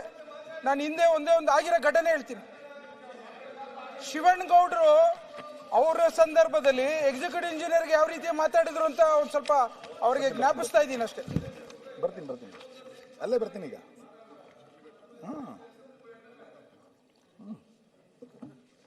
ಬಳ್ಳಾರಿಯ ಘಟನೆ, ನಿಮ್ ಸರ್ಕಾರ ಕಾನೂನು ಸುವ್ಯವಸ್ಥೆ ಮತ್ತು ಅಳಿ ತಪ್ಪಿದೆ ಅಂತ ಹೇಳಲಿಕ್ಕೆ ಹೆಂಗಿದೆ ನಿಮ್ ಸರ್ಕಾರದ ಕಾರ್ಯವೈಖರಿ ಅಂತ. ಆ ಘಟನೆಗೆ ಆಮೇಲೆ ಹೋಗ್ತೀನಿ ನಾನು. ಬಳ್ಳಾರಿ ಘಟನೆಗೆ ಹೋಗ್ತೀನಿ, ಜನಾರ್ದನ್ ರೆಡ್ಡಿ ಅವರು ಮಾತಾಡ್ತಾರೆ. ಆ ಬಳ್ಳಾರಿ ಘಟನೆಗೆ ಸಂಬಂಧಪಟ್ಟಂತೆ ಇವತ್ತು 29ನೇ ತಾರೀಕು, 27ನೇ ತಾರೀಕು ಡಿವೈಎಸ್ಪಿ ಅನ್ನ ವರ್ಗಾವಣೆ ಮಾಡಿದ್ರು. ಇವತ್ತು ಮತ್ತೆ ಅವ್ರನ್ನೇ ಮತ್ತೆ ಆದೇಶ ಕ್ಯಾನ್ಸಲ್ ಮಾಡಿ ಅವ್ರನ್ನೇ ಕೂರಿಸಿದ್ದಾರೆ. ಅಂದ್ರೆ ನಿಮ್ಮ ಆಡಳಿತ ವೈಖರಿ ಹೆಂಗಿದೆ ಅಂತ ಇದು ಪರಿಸ್ಥಿತಿ. ಬಳ್ಳಾರಿ ಘಟನೆಯಲ್ಲಿ ಮಾನ್ಯ ಅಧ್ಯಕ್ಷರೇ ಬಹಳ ಆತಂಕ ಮತ್ತು ಸೆಲೆಕ್ಟಿವ್ ಕಾನೂನು ಅಂತ ನಾನು ಯಾಕೆ ಹೇಳ್ತೀನಿ ಅಂತ ಕೇಳಿದ್ರೆ, ಬಳ್ಳಾರಿ ಘಟನೆಯಲ್ಲಿ ಬ್ಯಾನರ್ ಅನ್ನ ಒಂದು ನೆಪವಾಗಿಟ್ಟುಕೊಂಡು ಗುಂಪು ಬರ್ತಾರೆ, ಶಾಸಕರ ಮನೆಯ ಮುಂದೆ ಗುಂಡು ಹಾರಿಸ್ತಾರೆ, ಇತ್ಯಾದಿಗಳ ನಡೀತು. ನಾನು ವಿವರಕ್ಕೆ ಬಹಳ ಹೋಗಲ್ಲ. ಆ ಘಟನೆ ನಡೆದಾಗ ಸರ್ಕಾರ ಹೆಂಗ್ ನಡ್ಕೊಳ್ತು ಅಂತ, ಒಬ್ಬ ಶಾಸಕ ನನಗೆ ರಕ್ಷಣೆ ಕೊಡಬೇಕು, ಗುಂಡಲ್ಲಿ ನನಗೆ ಹತ್ಯೆ ಮಾಡಲಿಕ್ಕೆ ಬಂದಿದ್ದಾರೆ ಅಂತ ಕೇಳಿದಾಗ ಇಲ್ಲಿಯ ಒಬ್ಬ ಮಂತ್ರಿ ಜನಾರ್ದನ್ ರೆಡ್ಡಿ ಅವರಿಗೆ ರಕ್ಷಣೆ ಬೇಕಾಗಿದ್ರೆ ಅಮೆರಿಕಕ್ಕೆ ಹೋಗಿ, ಇರಾಕಿಗೆ ಹೋಗಿ, ಇರಾನಿಗೆ ಹೋಗ್ಬೇಕು ಅಂತ ಹೇಳ್ತಾರೆ ಅಂತಂದ್ರೆ ರಾಜ್ಯದಲ್ಲಿ ವ್ಯವಸ್ಥೆ ಇದೆ ಅಂತ ಅನ್ಸುತ್ತಾ? ಒಬ್ಬ ಶಾಸಕನಿಗೆ ರಕ್ಷಣೆಗೆ ಅಮೆರಿಕಕ್ಕೆ ಹೋಗಿ ರಕ್ಷಣೆ ತಗೊಳ್ಳಿ ಅಂತೇಳಿ ಒಬ್ಬ ಜವಾಬ್ದಾರಿಯುತವಾದಂತ ಮಂತ್ರಿ ಹೇಳ್ತಾರೆ ಅಂತಂದ್ರೆ ಈ ಸರ್ಕಾರದಲ್ಲಿ ಕಾನೂನೇನಿಲ್ಲೇನು? ಯಾರು ಕೇಳೋರಿಲ್ಲೇನಾಗಾದ್ರೆ? ಒಂದು ಘಟನೆ ನಡೆದ ಕಾಂಗ್ರೆಸ್ ಕಾರ್ಯಕರ್ತ ಮೃತಪಟ್ಟಾಗ 2 ಬಾರಿ ಪೋಸ್ಟ್ ಮಾರ್ಟಮ್ ಆಗುತ್ತೆ ಅದ್ರ ಬಗ್ಗೆ. ಜನಾರ್ದನ್ ರೆಡ್ಡಿ ಅವರು ಅದ್ರ ಬಗ್ಗೆ 10 ಬಾರಿ ಬೇರೆ ಬೇರೆ ರೀತಿಯಾದಂತಹ ಹೇಳಿಕೆಗಳನ್ನು ಕೊಟ್ಟುಕೊಂಡು ಪತ್ರಿಕಾಗೋಷ್ಠಿಗಳನ್ನು ಮಾಡಿ ಇಷ್ಟು ಸುತ್ತು ಗುಂಡ ಹಾರಿಸಿದ್ದಾರೆ ಬಳ್ಳಾರಿ ಘಟನೆಯಲ್ಲಿ ಅಂತಂದಾಗ ಎಷ್ಟು ಜನರನ್ನ ಅರೆಸ್ಟ್ ಮಾಡಿದ್ರಿ? ಎಫ್ಐಆರ್ ಅನ್ನೋದ್ರ ಇದೆ. ಬೇರೆ ಎಫ್ಐಆರ್ ಗಳಿಗೆ ಹೆಂಗ್ ನೀವು ಕ್ರಮ ತಗೊಂಡ್ರಿ? ಈ ಎಫ್ಐಆರ್ ನಲ್ಲಿ ಎಷ್ಟು ಜನರನ್ನ ಅರೆಸ್ಟ್ ಮಾಡಿದ್ರಿ ಮಾನ್ಯ ಅಧ್ಯಕ್ಷ? ಯಾಕೆ ಕಾಂಗ್ರೆಸ್ನವರಿಗೆ ಒಂದು ಕಾನೂನು, ಬೇರೆ ಜನಸಾಮಾನ್ಯರಿಗೆ ಒಂದು ಕಾನೂನಾ? ನಾನು ಅನ್ಕೊಂಡಿದ್ದೆ ಗೃಹ ಇಲಾಖೆನಲ್ಲಿ ಟೋಪಿ ಮಾತ್ರ ಬದಲಾಗಿದೆ ಅಂತ. ಮಾನಸಿಕತೆಯನ್ನು ಬದಲು ಮಾಡಿಬಿಟ್ರಿ ನೀವು. ಕಾಕಿ ಕಾಂಗ್ರೆಸ್ ಆಗಬಾರದು, ಕಾಕಿಯಾಗಿಯೇ ಉಳಿಬೇಕು. ಕಾಕಿಯನ್ನ ಕಾಂಗ್ರೆಸ್ ಮಾಡಿದ್ದರ ಪರಿಣಾಮವಾಗಿ ಹೇಗೆ ಬೇಕಾದ್ರೂ ಆಡಳಿತ ನಡೆಯುತ್ತೆ ಎನ್ನುವಷ್ಟರ ಮಟ್ಟಿಗೆ ನಿನ್ನೆ ಘಟನೆಯನ್ನು ಉಲ್ಲೇಖ ಮಾಡಿದ್ವಿ. ತರೀಕೆರೆನಲ್ಲಿ ಈ ಸದನದಲ್ಲಿ ಜಾರಿ ಆಗದಲೇ ಇರುವಂತಹ ಕಾನೂನನ್ನ ಒಬ್ಬ ಇನ್ಸ್ಪೆಕ್ಟರ್ ರೈಟಿಂಗ್ ನಲ್ಲಿ ಒಬ್ಬ ಕಾರ್ಯಕರ್ತನಿಗೆ ಕೊಡ್ತಾರೆ ಅಂತಂದ್ರೆ ಯಾರು ಆಡಳಿತ ನಡೆಸ್ತಾ ಇದ್ದಾರೆ ಕರ್ನಾಟಕದಲ್ಲಿ? ನಾನು ಅದಕ್ಕೆ ಹೇಳಿ ಅಸಹಾಯಕ ಮುಖ್ಯಮಂತ್ರಿ ಅಂತ ನಾನು ಆ ವಿಷಯ ಕೊನೆಗೆ ಬರ್ತೇನೆ. ಯಾರು ಆಡಳಿತ ನಡೆಸ್ತಾ ಇದ್ದೀರಿ? ಬಾಂಗ್ಲಾದೇಶದ ಬಗ್ಗೆ ಚರ್ಚೆ ಮಾಡಕ್ ಹೋದಾಗ ಅಲ್ಲಿ ಯಾರೋ ಒಬ್ಬರನ್ನ ಅರೆಸ್ಟ್ ಮಾಡ್ಲಿಕ್ಕೆ ಹೋಗ್ತೀರಿ. ಶಿಡ್ಲಘಟ್ಟದಲ್ಲಿ ಬ್ಯಾನರ್ ಕಟ್ಟಲಿಕ್ಕೆ ಯಾಕೆ ಬ್ಯಾನರ್ ಅನ್ನ ತೆಗೆದೆ ಅಂತೇಳಿ ಅಧಿಕಾರಿಗೆ ಧಮಕಿ ಹಾಕಿ ಚಪ್ಪಲಿ ಹೊಡಿತೀನಿ ಅನ್ನುವಷ್ಟರ ಮಟ್ಟಿಗೆ ನಿಮ್ ಕಾರ್ಯಕರ್ತರು ಮಾತಾಡ್ತಾರೆ ಅಂತಂದ್ರೆ ರಾಜ್ಯದಲ್ಲಿ ಕಾನೂನು ಸುವ್ಯವಸ್ಥೆ ಚೆನ್ನಾಗಿದೆ, ರಾಜ್ಯಪಾಲರು ಬಹಳ ಚೆನ್ನಾಗಿ ಭಾಷಣ ಮಾಡಿದ್ರು ಅಂತೇಳಿ ನಾವು ಒಪ್ಕೊಂಡು ಮಾತಾಡ್ಬೇಕಾ ಇಲ್ಲಿ? ಗೊತ್ತಿಲ್ಲ ಏನ್ ನಡೀತದೆ ಆ ವ್ಯವಸ್ಥೆ ಅಂತ. ಈ ಹಿನ್ನೆಲೆಯಲ್ಲಿ ನಾನು ವಿಕಾಸ್ ಪುತ್ರ ಹೇಳಿದೆ. ಈ ಹಿನ್ನೆಲೆಯಲ್ಲಿ ನನಗೆ ಸರ್ಕಾರ ಸ್ಪಷ್ಟ ಮಾಡಬೇಕು. ಈ ಸರ್ಕಾರವನ್ನ ಯಾವುದೋ ಖಾಸಗಿ ಗನ್ಮ್ಯಾನ್ಗಳು ಆಡಳಿತ ವ್ಯವಸ್ಥೆಯನ್ನು ನಡೆಸ್ತಾ ಇದ್ದಾರಾ, ಅಥವಾ ಇನ್ಯಾರೋ ಬೌನ್ಸರ್ಸ್ಗಳು ಈ ಕಾನೂನು ಇಲಾಖೆ ನಡೆಸ್ತಾ ಇದ್ದಾರಾ, ಅಥವಾ ಇಂತಿಷ್ಟು ಜನರಿಗೆ ಮಾತ್ರ ಈ ರಾಜ್ಯದಲ್ಲಿರುವಂತ ಕಾನೂನು ಇವರಿಗೆ ಮಾತ್ರ, ಉಳಿದವರೆಲ್ಲರೂ ಕೂಡ ದ್ವೇಷಕ್ಕೆ ಬರ್ತೀರಿ, ಉಳಿದವರು ಯಾರಿಗೂ ಕೂಡ ಈ ರಾಜ್ಯದಲ್ಲಿ ಉಳುಗಾಲ ಇಲ್ಲ. ಜನಾರ್ದನ್ ರೆಡ್ಡಿ ಅವರಿಗೆ ಉಪಮುಖ್ಯಮಂತ್ರಿಗಳು ರಕ್ಷಣೆ ತಗೊಳ್ಳಿಕ್ಕೆ ನೀವು ಅಮೆರಿಕಕ್ಕೆ, ಇರಾನಿಗೆ, ಇರಾಕಿಗೆ ಹೋಗಿ ಅಂತ ಹೇಳ್ತಿರಲ್ಲ, ಅದನ್ನು ಅನೌನ್ಸ್ ಮಾಡಿ ರಾಜ್ಯಪಾಲರ ಭಾಷಣದಲ್ಲಿ. ಕರ್ನಾಟಕದಲ್ಲಿ ಕಾಂಗ್ರೆಸ್ನವರಿಗೆ ಮಾತ್ರ ರಕ್ಷಣೆ, ಉಳಿದವರು ಬೇರೆ ದೇಶದ ಕಾನೂನು ನಾಡಿನಲ್ಲಿ ರಕ್ಷಣೆ ತಗೊಳ್ಳಿ ಅಂತ ಹೇಳಿ ನೀವು. ಸನ್ಮಾನ್ಯ ಅಧ್ಯಕ್ಷರ, ಅದಕ್ಕೆ ಇದೇನು ಸುನೀಲ್ ಕುಮಾರ್ ಹೇಳ್ತಾ ಇದ್ದೇನೆ ಅಂತ ಅರ್ಥ ಮಾಡ್ಕೊಂಬೇಡಿ. ಸ್ವತಃ ಮುಖ್ಯಮಂತ್ರಿಗಳು ಹೇಳಿದ್ದಾರೆ, ಒಂದು ಬ್ಯಾನರ್ ಕಟ್ಟುವಂತ ಸಣ್ಣ ಜಗಳನ ಹ್ಯಾಂಡಲ್ ಮಾಡಕ್ ಯೋಗ್ಯತೆ ಇಲ್ಲ ನಿಮ್ಗೆ ಅಂತ ಹೇಳಿದ್ದಾರೆ. ಒಂದ್ ರೀತಿ ಪೊಲೀಸರ ಇಲಾಖೆಯನ್ನೇ ಬೆತ್ತಲ್ ಮಾಡ್ಬಿಟ್ಟಿದ್ದಾರೆ. ಅವತ್ತು ನಾನು ನೋಡಿದೆ, ಮಾರನೇ ದಿನ ಪರಮೇಶ್ವರ್ ಅವರು ಇದ್ರಂತೆ ಆ ಸಭೆಯಲ್ಲಿ. ಅವತ್ತು ಮಾಧ್ಯಮದಲ್ಲಿ ಆಚೆ ಬಂದಿದ್ದು ಪೊಲೀಸ್ ಇಲಾಖೆಗೆ ಮುಖ್ಯಮಂತ್ರಿಗಳ ಒಂದು ಮಾತೇನು ಹೇಳಿದ್ರು, ಅದು ಪೊಲೀಸ್ ಇಲಾಖೆಯನ್ನ ಒಂಥರ ಬೆತ್ತಲೆ ಮಾಡಿದ್ರು. ಅಂದ್ರೆ ನಿಮ್ಗೆ ಬ್ಯಾನರ್ ಕಟ್ಟಕ್ಕೆ ಅದನ್ನ ತಡೆಯಕ್ಕೆ ಹೋಗ್ತಾ ಇಲ್ಲ, ಅಲ್ಲ ಅದನ್ನ ಕಂಟ್ರೋಲ್ ಮಾಡಕ್ಕೆ ಹೋಗ್ತಾ ಇಲ್ಲ ಅಂತ ಹೇಳಿದ್ರು. ಒಂದು ಮುಖ್ಯಮಂತ್ರಿಗಳೇ ಒಪ್ಕೊಂಡಿದ್ದಾರೆ, ಅಂದ್ರೆ ನಾಲಾಯಕ ಆಗಿದೆ ಪೊಲೀಸ್ ಇಲಾಖೆ ಅಂತ ಹೇಳಿ ಅದನ್ನು ಹೇಳಿದ್ದಾರೆ. ಪೊಲೀಸರೇ ಕಳ್ಳರಾಗ್ಬಿಟ್ಟಿದಾರಲ್ಲಪ್ಪ ಅಂತ ಹೇಳಿದ್ದಾರೆ, ಅದನ್ನು ಬಂದಿದೆ ಪತ್ರಿಕೆಯಲ್ಲಿ. ಯಾರು ಹೇಳಿರೋದು? ಈ ರಾಜ್ಯದ ಘನವೆತ್ತ ಮುಖ್ಯಮಂತ್ರಿಗಳು. ಯಾರು ಈ ರಾಜ್ಯವನ್ನ ಕಾಪಾಡಬೇಕಾಗಿತ್ತು, ಆ ಕಾಪಾಡುವಂತ ಆ ದಂಡ ಇರುವಂತ ದಂಡನಾಯಕ, ಅವ್ರ ಬಾಯಲ್ಲೇ ಬಂದಿದೆ ಈ ಪೊಲೀಸ್ ಇಲಾಖೆ ನಾಲಾಯಕ್ ಅಂತ ಹೇಳ್ಬಿಟ್ಟು. ಅಧ್ಯಕ್ಷರು, ಒಂದೇ ಒಂದು ವರ್ಡ್ ನಾನು ಹೇಳ್ತೀನಿ ನಿಮ್ಗೆ. ಜನಾರ್ದನ್ ರೆಡ್ಡಿ ಮನೆ ಮೇಲೆ ದಾಳಿ ಆಯಿತು. ಜನಾರ್ದನ್ ರೆಡ್ಡಿ ಮನೆ ಮುಂದೆ ಹೇಳಿಕೆ, ಮಾಧ್ಯಮದ ಹೇಳಿಕೆ ಬಂದಿರೋದು, ಎಲ್ಲ ಎಲೆಕ್ಟ್ರಾನಿಕ್ ಮೀಡಿಯಾದಲ್ಲಿದೆ. ನನ್ನ ಹತ್ರ ವಿಡಿಯೋನು ಇದೆ, ಕೊಡ್ತೀನಿ ಬೇಕಾದ್ರೆ ನಿಮ್ಗೆ ಕೇಳಿದೆ. ಭರತ್ ರೆಡ್ಡಿ ಹೇಳಿಕೆ ಮಾಧ್ಯಮದವರಿಗೆ, ಕೊಲ್ಲಲು ಸಾವಿರಾರು ದಾರಿಗಳಿವೆ. ಒಬ್ಬ ಶಾಸಕರು ಹೇಳಿರೋದು, ಕೊಲ್ಲಲು ಸಾವಿರ ದಾರಿಗಳಿವೆ. ಇಲ್ಲಿಗೆ ಬಂದು ಏನೂ ಮಾಡಬೇಕಾಗಿಲ್ಲ. ವಾಲ್ಮೀಕಿ ಅಜ್ಜನ ಕಾರ್ಯಕ್ರಮ ಇಲ್ಲದಿದ್ದರೆ ಅವರ ಮನೆಯನ್ನು ಸುಟ್ಟು ಹಾಕುತ್ತಿದ್ದೆ. ಇಲ್ಲಿ 5-6 ಸಾವಿರ ಜನ ನನ್ನವರು ಬಂದಿದ್ದಾರೆ. ನಾನು ಅಂದುಕೊಂಡರೆ 5 ನಿಮಿಷದಲ್ಲಿ ಬಳ್ಳಾರಿಯನ್ನ ಭಸ್ಮ ಮಾಡಬಲ್ಲೆ. ಇದು ಬಂದಿರೋದು. ನಾನೇನ ಸುಳ್ಳು ಹೇಳ್ತೀನಿ ಅಂದ್ರೆ ನೋಡಿ, ಆಡಿಯೋ ಇದೆ, ಹಾಕಿ ತೋರಿಸಿ. ತಪ್ಪಿದ್ರೆ ನನ್ನ ಮೇಲೆ, ಮೊನ್ನೆನೂ ಹೇಳಿದ್ದೀನಿ, ತಪ್ಪಿದ್ರೆ ನನ್ನ ಮೇಲೆ ಕ್ರಮ ತೆಗೆದುಕೊಳ್ಬೇಕಾದ್ರೆ. ವಿಡಿಯೋ ನಡೆದಂತ ಘಟನೆ, ಅವ್ರು ಕೊಟ್ಟಿರೋ ಹೇಳಿಕೆ ಬೇಕಾದ್ರೆ ಇದು ಫೋರೆನ್ಸಿಕ್ ಕಳಿಸಿ ಬೇಕಾದ್ರೆ. ಅಂದ್ರೆ ಇವರು ಚುನಾಯಿತ ಪ್ರತಿನಿಧಿನೋ ಏನ್ ಭಯೋತ್ಪಾದಕರೋನೋ? ಈ ಕಾಯ್ದೆ ಬೇರೆ ಇನ್ನೂ ಸೈನ್ ಆಗಿಲ್ಲ. ಸ್ಟೇಟ್ಮೆಂಟ್ ಹೇಳಿರೋದು ಇಲ್ಲೇ ಇದೆ, ನಾನು ಕೊಟ್ಟಿದ್ದೀನಿ. ಗೃಹ ಸಚಿವರು ಹೇಳಿ, ಅದನ್ನ ಸುಳ್ಳು ಅಂತ ಹೇಳಿದ್ರೆ ನಾನು ಇಲ್ಲೇ ಕ್ಷಮಾಪಣೆ ಕೇಳ್ಬಿಡ್ತೀನಿ. ಬೇಕಾದ್ರೆ ಸದನದಲ್ಲೇ ನಾನು ಕ್ಷಮಾಪಣೆ ಕೇಳ್ತೀನಿ. ಒಬ್ಬ ಚುನಾಯಿತ ಪ್ರತಿನಿಧಿ ಈ ತರ ಭೂಗತ ಲೋಕದ ವ್ಯಕ್ತಿಗಳು ಮಾತಾಡೋ ತರ ಮಾತಾಡಿದ್ರೆ ಕಾನೂನು ಸುವ್ಯವಸ್ಥೆ ಇದೆಯಾ ಅಂತ. ನಮ್ಮ ಇವರು DK ಶಿವಕುಮಾರ್ ಅವರು ಅಲ್ಲೋಗಿ ಹೇಳ್ತಾರೆ, ನಾನು ಪೂರ್ತಿ ನಿನ್ಗೆ ಬೆಂಬಲ ಇದ್ದೀನಿ ಅಂತ. ಯಾರಿಗೆ? ಇವ್ರಿಗೆ. ಬಳ್ಳಾರಿನ ನಾನು 5 ನಿಮಿಷದಲ್ಲಿ ಸುಟ್ಟಾಕ್ತೀನಿ ಅನ್ನೋರಿಗೆ ನಮ್ಮ DK ಶಿವಕುಮಾರ್ ಅವರು ಹೋಗಿ ನಿನ್ಗೆ ಪೂರ್ತಿ ಬೆಂಬಲ ಅಂತಾರೆ. ಏನ್ ಸರ್ಕಾರ ಅಂತಾರೆ ಇದನ್ನ? ಸರ್ಕಾರದ ನಡೆನಾ? ಮಂತ್ರಿಗಳಾಗಿ ಬೇರೆ ಬೇರೆ ಸಂದರ್ಭದಲ್ಲಿ ಬೇರೆ ಬೇರೆಯವ್ರು ಮಾತಾಡ್ತಾರೆ, ಬೇರೆ ಬೇರೆ ಆದಿ ಬೀದಿಗಳಲ್ಲಿ ಮಾತಾಡಿದ್ದಾರೆ.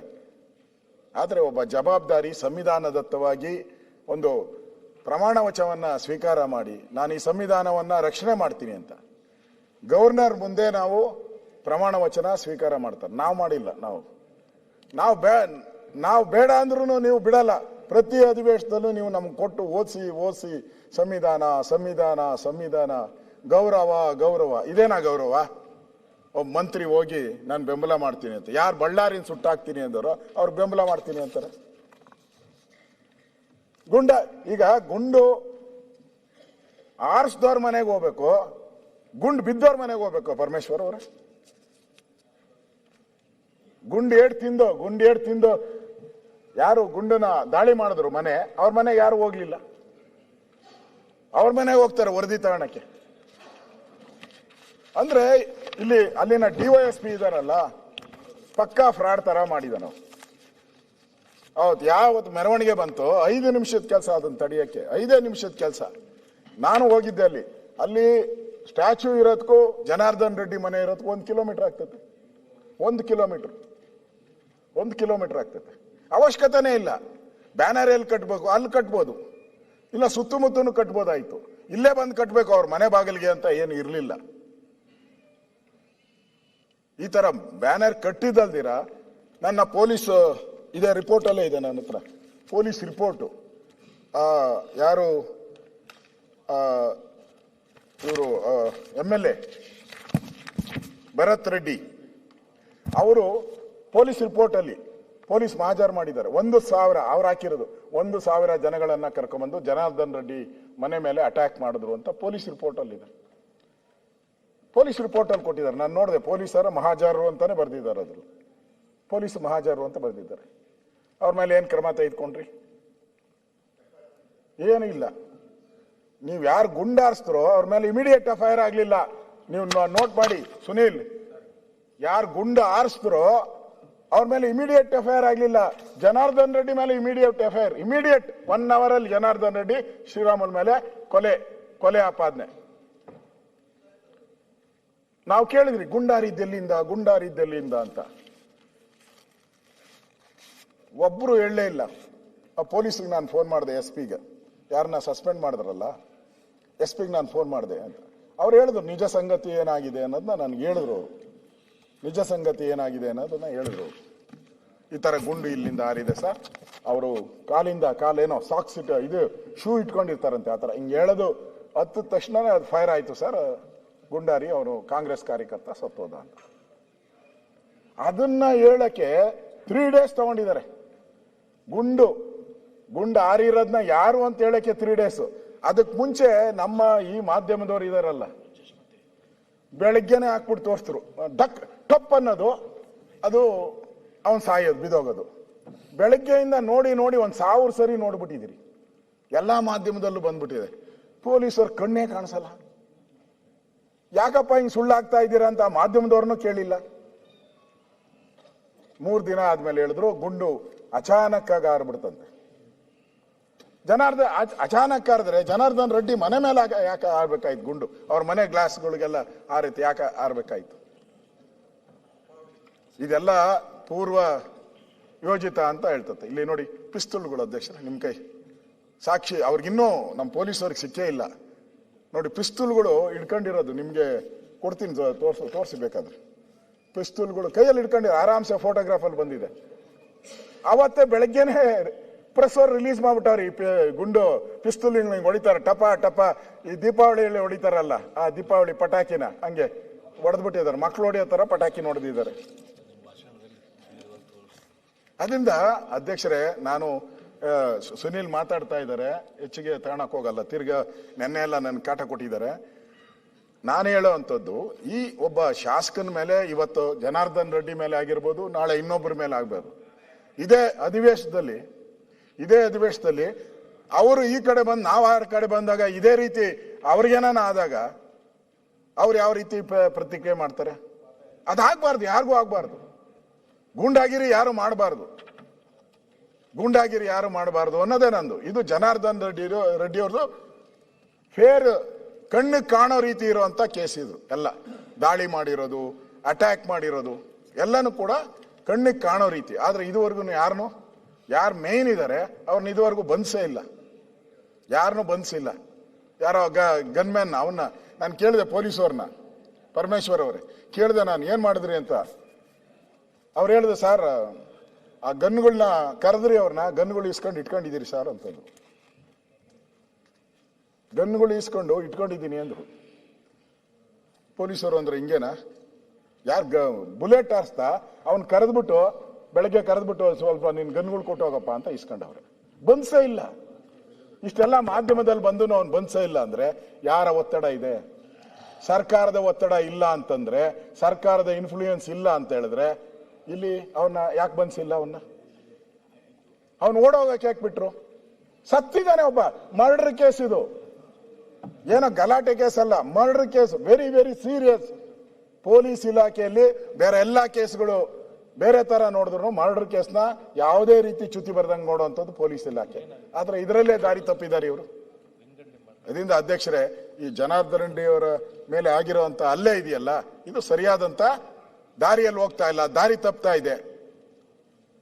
ಯಾರು ಅಪರಾಧಿ ಇದನ್ನ ಅವ್ನು ಶಿಕ್ಷೆ ಆಗ್ಬೇಕು ಅನ್ನೋದು ನಂದು ಉದ್ದೇಶ ಅಷ್ಟೇ. ಮನೆ ಅಧ್ಯಕ್ಷರೇ, ಕಾನೂನು ಸುವ್ಯವಸ್ಥೆಗಳ ಬಗ್ಗೆ ಅಳಿತಪ್ಪಿದ ಸರ್ಕಾರದಲ್ಲಿ ನಾನು ಮಾತಾಡ್ತಾ ಇದ್ದೆ. ನಿಮ್ ಕಾನೂನು ಯಾವ ರೀತಿ ಚೂಸಿ ಆಗಿದೆ, ಸೆಲೆಕ್ಟಿವ್ ಆಗಿದೆ, ಮತ್ತು ನಿಮ್ಮ ಇಚ್ಛೆಗೆ ಅನುಗುಣವಾಗಿ ಕಾನೂನನ್ನ ಯಾವ ರೀತಿ ನೀವು ದುರ್ಬಳಕೆ ಮಾಡ್ಕೊಳ್ತಾ ಇದ್ದೀರಿ ಅಂತ. ಇದ್ಯಾವುದನ್ನು ಕೂಡ ನನ್ನ ಆರೋಪ ಅಲ್ಲ, ನಾನು ಘಟನೆಗಳನ್ನೇ ಉಲ್ಲೇಖ ಮಾಡ್ತಾ ಬಂದಿದ್ದೀನಿ. ನೀವು ಸದನದಲ್ಲಿ ರಾಜಣ್ಣ ಬಂದು ಸಿಡಿ ಫ್ಯಾಕ್ಟರಿ ನಡೀತಾ ಇದೆ, ಹನಿ ಟ್ರ್ಯಾಪ್ ನಡೀತಾ ಇದೆ ಅಂತೇಳಿ ಸದನದಲ್ಲಿ ಒಬ್ರು ಸದಸ್ಯರು ಬಂದು ಹೇಳಿದಾಗ ಆ ತನಿಖೆಯನ್ನು ಎಲ್ಲಿಗೆ ತಾರ್ಕಿಕ ಹಂತಕ್ಕೆ ತೆಗೆದುಕೊಂಡು ಹೋದ್ರಿ ನೀವು? ಅಂದ್ರೆ ನಿಮಗೆ ಬೇಕಾದಾಗ ಹೇಗೆ ಬೇಕಾದ್ರೂ ಆ ಕಾನೂನನ್ನ ತಿರುಚುವಂತ ಮತ್ತು ಕಾನೂನನ್ನ ನಿಮ್ಮ ಖುಷಿಗೆ ತಕ್ಕಂತೆ ಬಳಕೆ ಮಾಡುವಂತ ಪರಿಸ್ಥಿತಿ ಕರ್ನಾಟಕದಲ್ಲಿ ಹೇಗೆ ನಿರ್ಮಾಣ ಆಗ್ಬಿಟ್ಟಿದೆ ಇವತ್ತು? ಪರಪ್ಪನ ಅಗ್ರಹಾರ, ಭಯೋತ್ಪಾದಕರಿಗೆ ಮೊಬೈಲ್ಗಳು ಹೇಗೆ ಬೇಕಾದ್ರೂ ಸಿಗುತ್ತೆ, ಅಲ್ಲಿಂದ ಏನ್ ಬೇಕಾದ್ರೂ ಮಾಡಬಹುದು ಅನ್ನುವಷ್ಟರ ಮಟ್ಟಿಗೆ ಪರಪ್ಪನ ಆಗ್ರಹಕ್ಕೆ ಯಾರು ಇಷ್ಟು ಸುಲಲಿತವಾಗಿ ಬಿಟ್ಟುಕೊಟ್ಟಿದ್ದು? ರಾಜ್ಯಪಾಲರ ಭಾಷಣದಲ್ಲಿ ನಮ್ದು ಕಾನೂನು ಸುವ್ಯವಸ್ಥೆ ಬಹಳ ಚೆನ್ನಾಗಿದೆ ಅಂತ ಭಾಷಣದಲ್ಲಿ ಓದಿಸಿದಿರಿ. ಪರಪ್ಪನ ಅಗ್ರಹಾರದಲ್ಲಿ ಭಯೋತ್ಪಾದಕರು ಡ್ಯಾನ್ಸ್ ಮಾಡ್ತಾರೆ, ಮದ್ಯ ತೆಗೆದುಕೊಳ್ತಾರೆ, ಮೊಬೈಲ್ಗಳನ್ನ ಹೇಗ್ ಬೇಕಾದ್ರೂ ಬಳಸ್ತಾರೆ ಅಂತ ಅಂದಾಗ್ಲೂ ಕೂಡ ನಿಮ್ ಸರ್ಕಾರಕ್ಕೆ ಗೊತ್ತೇ ಆಗ್ಲಿಲ್ಲ ಅಂತ.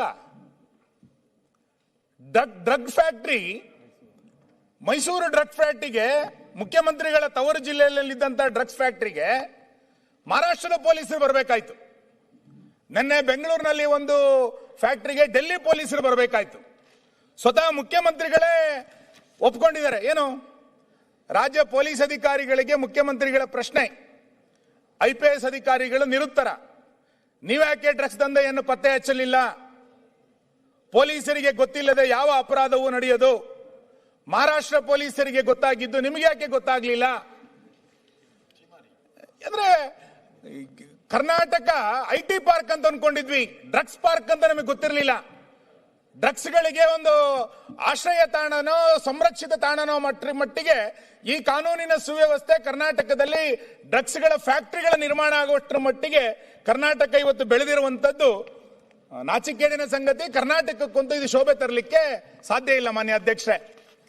ಹಾಗಾಗಿ ಇಷ್ಟು ಕಾನೂನು ವ್ಯವಸ್ಥೆಯನ್ನ ಹಳ್ಳ ಹಿಡಿಸಿದಂತವ್ರು ನೀವು, ಕಾಕಿಯನ್ನ ಇಷ್ಟು ದೊಡ್ಡ ಪ್ರಮಾಣದಲ್ಲಿ ದುರ್ಬಳಕೆ ಮಾಡಿಕೊಂಡಂತ ಯಾವ ಸರ್ಕಾರವನ್ನು ಕೂಡ ನಾವು ಇಲ್ಲಿಯ ತನಕ ಕರ್ನಾಟಕದಲ್ಲಿ ನೋಡಲಿಲ್ಲ. ಇಂಥ ಕೆಟ್ಟ ಕಾನೂನು ಸುವ್ಯವಸ್ಥೆ ಇರುವಂತ ಸಂದರ್ಭದಲ್ಲಿ, ಸೆಲೆಕ್ಟಿವ್ ಆದಂತ ಕಾನೂನು ಸುವ್ಯವಸ್ಥೆ ಇರುವಂತ ಸಂದರ್ಭದಲ್ಲಿ, ಜನಸಾಮಾನ್ಯರಿಗೊಂದು ಕಾನೂನು ನಿಮಗೊಂದು ಕಾನೂನು ಅಂತೇಳಿ ನೀವೇ ಸೃಷ್ಟಿ ಮಾಡಿಕೊಂಡಂತ ಈ ಸಂದರ್ಭದಲ್ಲಿ ಇದನ್ನು ಹಳಿ ತಪ್ಪಿದ ಸರ್ಕಾರ ಅಂತ ಕರೀದಲ್ಲ ಇನ್ನೇನಂತ ಕರೀಲಿಕ್ಕೆ ಸಾಧ್ಯ ಇದೆ ಮಾನ್ಯ ಅಧ್ಯಕ್ಷ ನಾನು.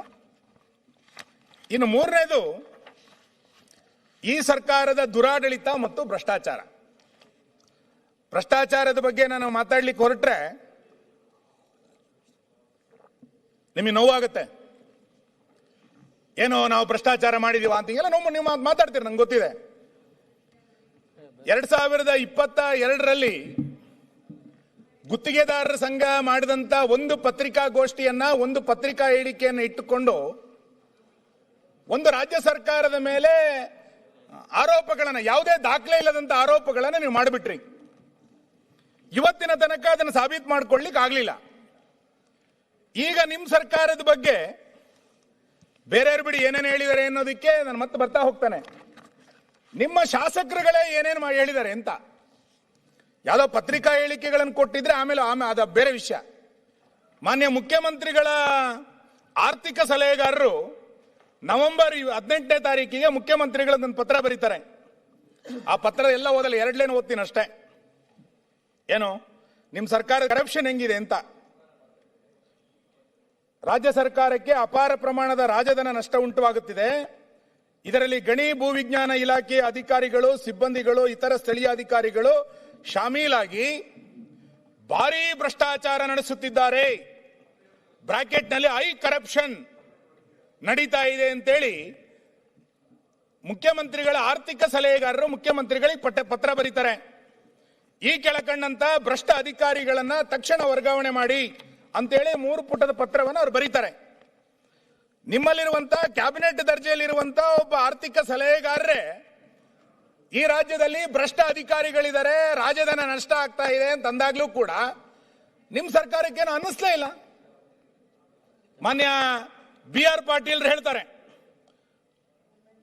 ವಸತಿಗೆ ಲಂಚ, ಸುಮ್ಮನೆ ಆರೋಪ ಬೇಡ, ವಸತಿ ಇಲಾಖೆಯಲ್ಲಿ ಭ್ರಷ್ಟಾಚಾರ ನಡೆಯುತ್ತಿದ್ದು ಲಂಚ ನೀಡಿದವರಿಗಷ್ಟೇ ವಸತಿ ಹಂಚಿಕೆ ಮಾಡಲಾಗುತ್ತಿದೆ ಅಂತೇಳಿ ನಿಮ್ಮ ಯೋಜನಾ ಆಯೋಗದ ಉಪಾಧ್ಯಕ್ಷರು BR ಪಾಟೀಲ್ರು ಹೇಳ್ತಾರೆ. ಸಾಮಾನ್ಯ ಬಡವರಿಗೆ ತೆಗೆದುಕೊಳ್ಳುವಂತ ವಸತಿ ಯೋಜನೆಯನ್ನ ದುಡ್ಡು ಕೊಟ್ರೆ ಮಾತ್ರ ಕೊಡುತ್ತೆ ಎನ್ನುವಂತ ಮಾತನ್ನ ನಿಮ್ಮ ಮಂತ್ರಿಮಂಡಲದಲ್ಲಿರುವಂತಾರೆ, ನಿಮ್ಮ ಸರ್ಕಾರದಲ್ಲಿರುವಂತಾರೆ ಹೇಳುವಂತ ಮಾತಿದು. ಇನ್ನು ಕಾಂಟ್ರಾಕ್ಟ್ದಾರ ಸಂಘಕ್ಕೆ ಪತ್ರ ಹೋಗಿ ನಾನು ಬರ್ತೇನೆ. ಕಾಂಟ್ರಾಕ್ಟ್ ಸಂಘದವರು ಪತ್ರ ಬರೆದು ಮುಖ್ಯಮಂತ್ರಿಗಳಿಗೆ ಹೇಳ್ತಾರೆ, ಎಲ್ಲದನ್ನು ಹೇಳಕ್ ಹೋಗಲ್ಲ, ಇಂದಿನ ಸರ್ಕಾರಕ್ಕಿಂತ ಅಂದ್ರೆ ಲಾಸ್ಟ್ ಸರ್ಕಾರಕ್ಕಿಂತ ಹೆಚ್ಚಿಗೆ ಕಮಿಷನ್ ಅನ್ನ ಆಯಾ ಇಲಾಖೆ ಅಧಿಕಾರಿಗಳು ಪಡೆಯುತ್ತಿದ್ದಾರೆ. ಸಂಬಂಧಪಟ್ಟ ಸಚಿವರನ್ನು ಭೇಟಿ ಮಾಡಿ ಭ್ರಷ್ಟಾಚಾರದ ಬಗ್ಗೆ ಅವರಿಗೆ ಗಮನಕ್ಕೆ ತಂದಿರುತ್ತೇನೆ. ಆದರೂ ಸಹ ಎಲ್ಲ ಇಲಾಖೆಗಳಲ್ಲಿ ಕಮಿಷನ್ ಜಾಸ್ತಿ ಆಗಿದೆಯೇ ವಿನ ಕಡಿಮೆ ಆಗಿಲ್ಲ ಅಂತೇಳಿ ನಿಮ್ಮ ಸರ್ಕಾರದ ಬಗ್ಗೆ ರಾಜ್ಯ ಕಾಂಟ್ರಾಕ್ಟ್ ಅಸೋಸಿಯೇಷನ್ ಅವರು ಪತ್ರ ಬರೀತಾರೆ. ಇಷ್ಟೆಲ್ಲ ಭ್ರಷ್ಟಾಚಾರ ನಡೀತಾ ಇದ್ರು ಕೂಡ ಯಾಕೆ ಸರ್ಕಾರಕ್ಕೆ ಏನು ಅನ್ನಿಸ್ಲಿಲ್ಲ? ನಿನ್ನೆ ಅಬ್ಕಾರಿ ಮಾರಾಟ ಸಂಘದ ಅಸೋಸಿಯೇಷನ್ ಅಧ್ಯಕ್ಷರು ಗುರುಸ್ವಾಮಿ ಅವರು ಒಂದು ಇಂಟರ್ವ್ಯೂನಲ್ಲಿ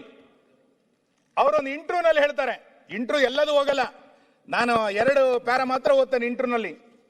ಪತ್ರಕರ್ತ ಕೇಳ್ತಾರೆ, ಭ್ರಷ್ಟಾಚಾರ ಹೇಗೆ ನಡೆಯುತ್ತದೆ ಸ್ವಲ್ಪ ಬಿಡಿಸಿ ಹೇಳಿ ಅಂತ. ಅದಕ್ಕೆ ಅವ್ರು ಬಾರಿ ಒಂದು ಒಳ್ಳೆ ಸೆಂಟೆನ್ಸ್ ಬಳಸ್ತಾರೆ.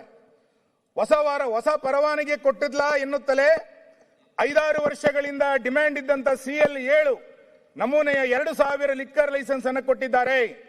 ಇದಕ್ಕೆ 50 ಲಕ್ಷದಿಂದ 1.5 ಕೋಟಿ ರೂಪಾಯಿಯವರೆಗೆ ಸಮಥಿಂಗ್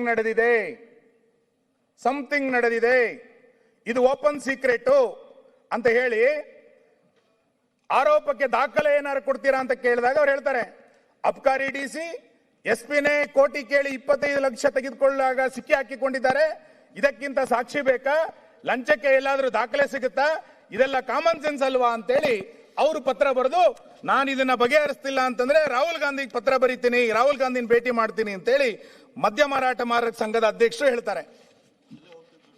ಅಂದ್ರೆ ಇಷ್ಟೆಲ್ಲ ಕರಪ್ಷನ್ಗಳನ್ನ ನಿಮ್ಮ ಸರ್ಕಾರ ಇಷ್ಟು ವ್ಯಾಪಕವಾಗಿ ಸಮಥಿಂಗ್ಗಳನ್ನ ಮಾಡ್ತಾ ಇದ್ರೂ ಕೂಡ ನಿಮ್ ಸರ್ಕಾರ ಬಾರಿ ಒಳ್ಳೆ ಸರ್ಕಾರ ಅಂತ ಹೆಂಗ್ ಹೇಳೋದು ನಾವು? ನಾನು ಪತ್ರಕರ್ತನ ಕೆಲಸ ಮಾಡಿದ್ದೆ ಮಾನ್ಯ ಅಧ್ಯಕ್ಷರೇ. ಅವಾಗ ಅಡ್ವರ್ಟೈಸ್ಮೆಂಟ್ಗಳಿಗೆ ಪತ್ರಿಕೆಗಳಿಗೆ ಬಂದಾಗ ಸೆಂಟಿಮೀಟರ್ಗೆ ಇಷ್ಟು ದುಡ್ಡು ಕೊಡಬೇಕು ಅಂತ ಫಿಕ್ಸ್ ಮಾಡ್ತಾರೆ ಪತ್ರಕರ್ತ. ನಾನು ಪತ್ರಕರ್ತನಾಗಿದ್ದೆ. ಬೆಂಗಳೂರಿನಲ್ಲಿ ಚದರ ಅಡಿಗೆ ಮನೆ ಕಟ್ಟಬೇಕು ಅಂದ್ರೆ ಇಷ್ಟು ಫಿಕ್ಸ್ ಮಾಡಿದ್ದಾರೆ. ಈಗ ಸ್ಕ್ವೇರ್ ಫೀಟಿಗೆ ಇಷ್ಟು ಅಂತ, ಸ್ಕ್ವೇರ್ ಫೀಟಿಗೆ ಇಷ್ಟು ಕೊಟ್ರೆ ಮಾತ್ರ ಅನುಮತಿ, ಇಲ್ಲಾಂದ್ರೆ ಮನೆ ಕಟ್ಟಲಿಕ್ಕೆ ಆಗದಲ್ಲೇ ಇರುವಂತಹ ಪರಿಸ್ಥಿತಿ ರಾಜಧಾನಿ ಬೆಂಗಳೂರಿನಲ್ಲಿ ನಡೀತಾ ಇದೆ. ಯಾರು ಕೇಳೋರು ಯಾರಿಲ್ಲ ಸರ್ಕಾರಕ್ಕೆ? ಭ್ರಷ್ಟಾಚಾರಕ್ಕೆ ಎಲ್ಲರೂ ಒಂದ್ ಕಡೆ ನಿಂತಿದೆ. ಹಂಗಾರೆ ಜಲಸಂಪನ್ಮೂಲ ಇಲಾಖೆನಲ್ಲಿ ಭಾರಿ ಪ್ರಮಾಣದ ಭ್ರಷ್ಟಾಚಾರ ಆಗಿದೆ ವರ್ಗಾವಣೆಯಲ್ಲಿ ಅಂತೇಳಿ ಎಷ್ಟು ಸರಿ ತಡೆ ಹೋಗಿದ್ದು ವಾಪಸ್ ಬಂದಿದ್ದು ನೋಡ್ಲಿಲ್ವಾ ನಾವು? ಈ ಸರ್ಕಾರದಲ್ಲಿ ಹೆಂಗಾಗಿದೆ ಅಂತ ಕೇಳಿದ್ರೆ, ಕಾಮಗಾರಿಗೆ ದುಡ್ಡು ಕೊಡಬೇಕು, ಮಂಜೂರಾ ಟೆಂಡರಿಗೆ ದುಡ್ಡು ಕೊಡಬೇಕು, LOC ಪಡೆಯಲಿಕ್ಕೆ ದುಡ್ಡು ಕೊಡಬೇಕು, ಕೊನೆಗೆ ಆ ಇಲಾಖೆಯಲ್ಲಿರುವಂತಹ ಅಧಿಕಾರಿಗಳನ್ನು ವರ್ಗಾವಣೆ ಮಾಡಲಿಕ್ಕೂ ಕೂಡ ದುಡ್ಡು ಕೊಡುವಂತ ಪರಿಸ್ಥಿತಿ ಈ ಜನಕೇಂದ್ರಿತ ಸರ್ಕಾರದಲ್ಲಿ. ಇದು ಜನಕೇಂದ್ರಿತ ಸರ್ಕಾರನೋ ಲಂಚ ಕೇಂದ್ರಿತ ಸರ್ಕಾರನೋ? ಬಿಲ್ ಪೇಮೆಂಟ್ ಮಾಡಬೇಕಾದ್ರೂ ಈ ಸರ್ಕಾರದಲ್ಲಿ ದುಡ್ಡು ಕೊಡಬೇಕು ಅನ್ನುವಂತ ಪರಿಸ್ಥಿತಿ ಯಾಕೆ ಸರ್ಕಾರಕ್ಕೆ ಬಂತು? ಮಾನ್ಯ ಅಧ್ಯಕ್ಷರೇ, ಈ ಸರ್ಕಾರದಲ್ಲಿ ಲಂಚತನದ ಬೇಗುದಿಗೆ ಎಷ್ಟು ಜನ ಅಧಿಕಾರಿಗಳ ಆತ್ಮಹತ್ಯೆ ಆಯಿತು? ಈ ಸರ್ಕಾರಕ್ಕೆ ಎಲ್ಲರೂ ಒಂದು ಕಡೆಗೆ ಅನ್ನಿಸ್ಬೇಕಲ್ಲ. ಇಷ್ಟೆಲ್ಲ ದೊಡ್ಡ ಪ್ರಮಾಣದಲ್ಲಿ ಭ್ರಷ್ಟಾಚಾರ ನಡೆದಾಗ್ಲೂ ಕೂಡ ನನಗನ್ಸುತ್ತೆ ಮಾನ್ಯ ಅಧ್ಯಕ್ಷರೇ, ನೀವು ಬೇರೆ ಬೇರೆ ಸಂದರ್ಭಗಳಲ್ಲಿ ರಾಜ್ಯಪಾಲರ ಆಡಳಿತವನ್ನ, ಸಂವಿಧಾನವನ್ನ ದುರುಪಯೋಗ ಮಾಡಿ 90 ಸರ್ಕಾರಗಳನ್ನ ವಜಾ ಮಾಡಿದ್ರಿ. ಭ್ರಷ್ಟಾಚಾರಕ್ಕೆ ಮತ್ತು ದುರಾಡಳಿತಕ್ಕೆ ಯಾವುದಾದ್ರೂ ಒಂದು ಸರ್ಕಾರವನ್ನ ವಜಾ ಮಾಡುವಂತ ಅರ್ಹತೆ ಇದ್ರೆ ಅದು ಕರ್ನಾಟಕ ಸರ್ಕಾರಕ್ಕೆ. ಅಷ್ಟು ದೊಡ್ಡ ಪ್ರಮಾಣದ ಭ್ರಷ್ಟಾಚಾರ ಮತ್ತು ದುರಾಡಳಿತವನ್ನ ಈ ಸರ್ಕಾರ ಇವತ್ತು ಮಾಡ್ತಾ ಬಂದಿದೆ. ಈ ಹಿನ್ನೆಲೆಯಲ್ಲಿ ಮಾನ್ಯ ಅಧ್ಯಕ್ಷರೇ, ಈ ರೀತಿ ಅಳಿತಪ್ಪಿದಂತ ಆಡಳಿತದ ಬಗ್ಗೆ ಸುಳ್ಳು ಎಳೆಸುವಂತ ಪ್ರಯತ್ನವನ್ನ ನಿಮ್ಮ ರಾಜ್ಯಪಾಲರ ಭಾಷಣದಲ್ಲಿ ಈ ಸರ್ಕಾರ ಮಾಡಲಿಕ್ಕೆ ಹೊರಟಿದೆ. ಇನ್ನೆರಡನೇ ಸಂಗತಿ, ಹದತಪ್ಪಿದ ನಾಯಕತ್ವ. ನಾನು ಆರಂಭದಲ್ಲಿ ಹೇಳಿದೆ, ಒಂದು ರಾಜ ನಾಯಕತ್ವ ಚೆನ್ನಾಗಿದ್ರೆ, ನಾಯಕನಿಗೆ ಎಲ್ಲರೂ ದೊಡ್ಡ ಪ್ರಮಾಣದಲ್ಲಿ ಬೆಂಬಲ ಕೊಡ್ತಾ ಇದ್ರೆ, ರಾಜನಿಗೆ ಕಳಕಳಿ ಇದ್ರೆ ಆಡಳಿತ ಹೆಂಗಿರುತ್ತೆ? ಕಳಕಳಿಯೇ ಇಲ್ಲ, ಜನಪರವಾದಂತೆ ಆಲೋಚನೆಗಳನ್ನೇ ಮಾಡೋದಿಲ್ಲ ಅಂತಂದಾಗ ನಾಯಕತ್ವ ಹದ ತಪ್ಪಿದ್ರೆ ಹೆಂಗ ಆಡಳಿತ ನಡೆಯುತ್ತೆ ಅನ್ಲಿಕ್ಕೆ ಜಾತಿ ಗಣತಿಯನ್ನ ಈ ಸರ್ಕಾರ ತಿರಸ್ಕಾರ ಮಾಡಿದೆ. ಕಾಂತರಾಜು ಆಯೋಗದ ವರದಿಯನ್ನ ಈ ಸರ್ಕಾರ ತಿರಸ್ಕಾರ ಮಾಡಿದೆ. ನಾವು ಮಾನ್ಯ ಸಿದ್ದರಾಮಯ್ಯನವ್ರನ್ನ ಬೇರೆ ಬೇರೆ ಸಂದರ್ಭಗಳಲ್ಲಿ ಪತ್ರಕರ್ತರು ಹೇಳ್ತಾರೆ, ಜನಮಾನಸದ ಒಂದು ಅಭಿಪ್ರಾಯ, ಸಿದ್ದರಾಮಯ್ಯನವರು OBC ಪರವಾಗಿದ್ದಾರೆ, SC ST ಪರವಾಗಿದ್ದಾರೆ, ಅವ್ರಿಗೆ ಬಹಳ ದೊಡ್ಡ ಪ್ರಮಾಣದಲ್ಲಿ ನ್ಯಾಯ ಕೊಟ್ಟಿದ್ದಾರೆ ಅಂತೆಲ್ಲ ಮಾತಾಡ್ತಾರೆ. ಇರ್ಬೋದು, ನಾನು ಇಲ್ಲ ಅಂತ ಅನ್ನೋದಕ್ಕೆ ನಾನು ಪೂರ್ಣ ಅದನ್ನು ಅಲ್ಲೆಗಳಿಗೆ ಹೋಗಲ್ಲ. ಆದ್ರೆ ಕಾಂತರಾಜು ವರದಿಯನ್ನ ನಾನು ಜಾರಿಗೆ ತರ್ತೀನಿ, ಬಿಡೋದಿಲ್ಲ, ವರದಿಯನ್ನ ತೆಗೆದುಕೊಳ್ತೀನಿ ಅಂತ ಹೇಳಿ ಬಹಳ ದೊಡ್ಡ ಪ್ರಮಾಣದಲ್ಲಿ ಸಿದ್ದರಾಮಯ್ಯನವರ ಸ್ಟೈಲ್ನಲ್ಲಿ ಓಂಕರಿಸಿದಂತ ಮುಖ್ಯಮಂತ್ರಿಗಳು ಯಾಕೆ ನಿಮ್ಮ ಸಚಿವ ಸಂಪುಟದಲ್ಲಿ ಅದಕ್ಕೆ ಬಹಳ ದೊಡ್ಡ ಪ್ರಮಾಣದ ವಿರೋಧ ಆಯಿತು?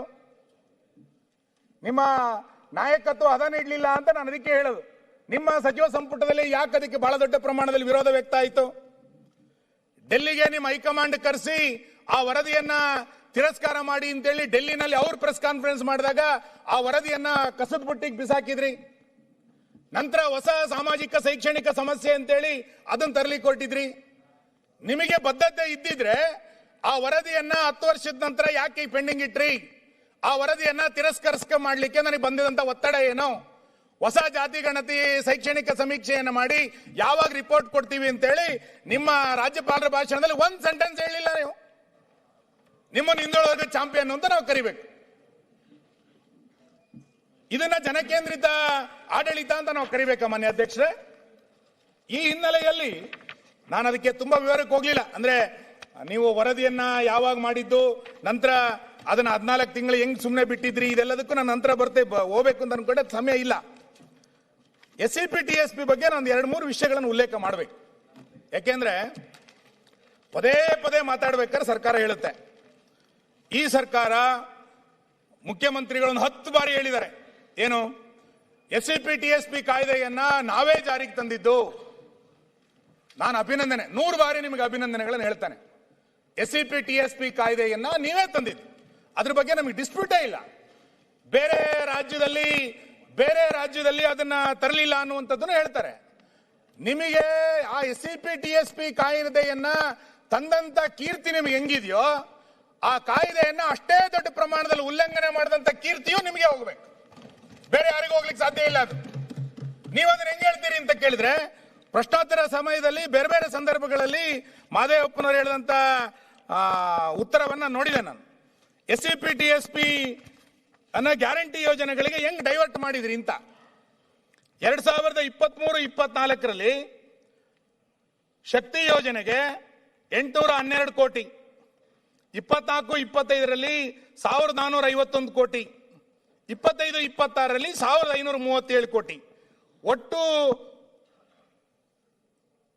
38,860 ಕೋಟಿ ರೂಪಾಯಿಯನ್ನ ಒಟ್ಟು ಟೋಟಲ್ 5 ಗ್ಯಾರಂಟಿಗಳಿಗೆ ನೀವು ಡೈವರ್ಟ್ ಮಾಡಿದ್ರಿ. ನಾನು ಅದಕ್ಕೆ ವಿವರ ಓದಕ್ಕೆ ಹೋಗಲ್ಲ. 5 ಗ್ಯಾರಂಟಿ ಯೋಜನೆಗಳಿಗೆ SCP TSP ಯೋಜನೆಯನ್ನ ಡೈವರ್ಟ್ ಮಾಡಿ ನಾನು SCP TSP ಪರವಾಗಿದ್ದೀನಿ ಅಂತ ಈ ಸರ್ಕಾರ ಹೇಳಿದ್ರೆ ಹೆಂಗ್ ಒಪ್ಕೊಳ್ಳೋದು? ನೀವು ಅದಕ್ಕೆ ಏನ್ ಹೇಳ್ತೀರಿ? 7C ಅನ್ನ ನಾವು ತೆಗೆದ್ವಿ, ಅದ್ರ ಪ್ರಕಾರ ನಾವು ರಕ್ಷಣೆ ತಗೊಂಡಿದೀವಿ ಅಂತ ಬೇರೆ ಬೇರೆ ಸಂದರ್ಭಗಳಲ್ಲಿ ಉತ್ತರದಲ್ಲಿ ಹೇಳಿದಿರಿ, ಮತ್ತೆ ಪದೇ ಪದೇ ಅದನ್ನ ಹೇಳಕ್ ಹೊರಟಿದಿರಿ. ಕಾಯ್ದೆ ಏನ್ ಹೇಳುತ್ತೆ? ನಾನು ಕಾಯ್ದೆ ಸುಮ್ಮನೆ ಓದ್ತೇನೆ. ಕಾಯ್ದೆ ಏನ್ ಹೇಳುತ್ತೆ? 7C ಕಾಯ್ದೆನಲ್ಲಿ ಏನ್ ಹೇಳುತ್ತೆ ಅಂತ ಕೇಳಿದ್ರೆ, ಸಾಮಾನ್ಯ ಸಾಮಾಜಿಕ ವಲಯ ಸ್ಕೀಮ್ಗಳು ಅಂದರೆ ಉಪಯೋಜನೆಗಳಲ್ಲಿ ಸೇರಿಸಿರುವ ಶಿಕ್ಷಣ, ಆರೋಗ್ಯ, ಮಹಿಳಾ ಮತ್ತು ಮಕ್ಕಳ ಕಲ್ಯಾಣ, ಕಾರ್ಮಿಕ, ದೈಹಿಕ ವಿಕಲಚೇತನರ ಸ್ಕೀಮ್ಗಳು ಅಂತ ಹೇಳ್ತಾರೆ. ಹಂಗಾರೆ ಉಳಿದು ನಿಮ್ದು ಆ ಬಿಟ್ಟು ಉಳಿದೆಲ್ಲ ಇಲಾಖೆಗಳನ್ನು ಸೇರಿಸಿದಿರಿ. ಅದಾದ ನಂತರ ಮುಂದೇನು ಹೇಳ್ತೀರಿ ಅಂತ ಕೇಳಿದ್ರೆ, ಅನುಸೂಚಿತ ಜಾತಿಗಳು, ಅನುಸೂಚಿತ ಪಂಗಡಗಳ ಫಲಾನುಭವಿಗಳ ಜನಸಂಖ್ಯೆಯ ಪ್ರಮಾಣಕ್ಕನುಗುಣವಾಗಿ ಅನುಸೂಚಿತ ಜಾತಿಗಳ ಬುಡಕಟ್ಟು ಯೋಜನೆಯಲ್ಲಿ ತೆಗೆದುಕೊಳ್ಳೋದು ಅಂತ ಹೇಳಿ ಕಾಯ್ದೆ ಮುಂದೇನು ಹೇಳುತ್ತೆ ಅಂತ ಕೇಳಿದ್ರೆ, ಪೇಜ್ ನಂಬರ್ 34, ಅರ್ಹ ಫಲಾನುಭವಿಗಳ ಪಟ್ಟಿಯನ್ನು ಅಂತಿಮವಾಗಿ ಹಂತವಾರು ಆಯ್ಕೆ ಮಾಡಲು ಸಂಬಂಧಪಟ್ಟ ಆಯ್ಕೆ ಸಮಿತಿಯ ಮುಂದೆ ಸಲ್ಲಿಸಬೇಕು. ಆಯ್ಕೆ ಮಾಡಿದ ತರುವಾಯ ಪಟ್ಟಿಯನ್ನು ಪ್ರಕಟಿಸಬೇಕು ಅಂತ ಹೇಳ್ತಾರೆ ಅವರು. ನಿಮ್ಮ 5 ಸ್ಕೀಮ್ ಅಲ್ಲಿ ಪಟ್ಟಿ ಕೊಡಿ ನೋಡೋಣ. ಹಂಗಾರೆ ನಿಮ್ಮ ಕಾಯ್ದೆನಲ್ಲಿ ಪಟ್ಟಿ ಪ್ರಕಟ ಮಾಡಬೇಕು ಅಂತಿದೆ, ನಿಮ್ಮ ಪಟ್ಟಿ ಇಲ್ವೇ ಇಲ್ಲ. ನಿಮ್ದೇ ಪರಿಷತ್ ಸಭೆಯ ಇದನ್ನ ನಾನು ಒಂದ್ಸರಿ ಕೋಟ್ ಮಾಡ್ತೇನೆ ಅಷ್ಟೇ. ನಿಮ್ ಪರಿಷತ್ ಸಭೆಯಲ್ಲಿ ಏನ್ ಹೇಳಿದಿರಿ ಅಂತ. ಆ ಪರಿಷತ್ ಸಭೆಯಲ್ಲಿ ಮಾನ್ಯ ಅಧ್ಯಕ್ಷರೇ,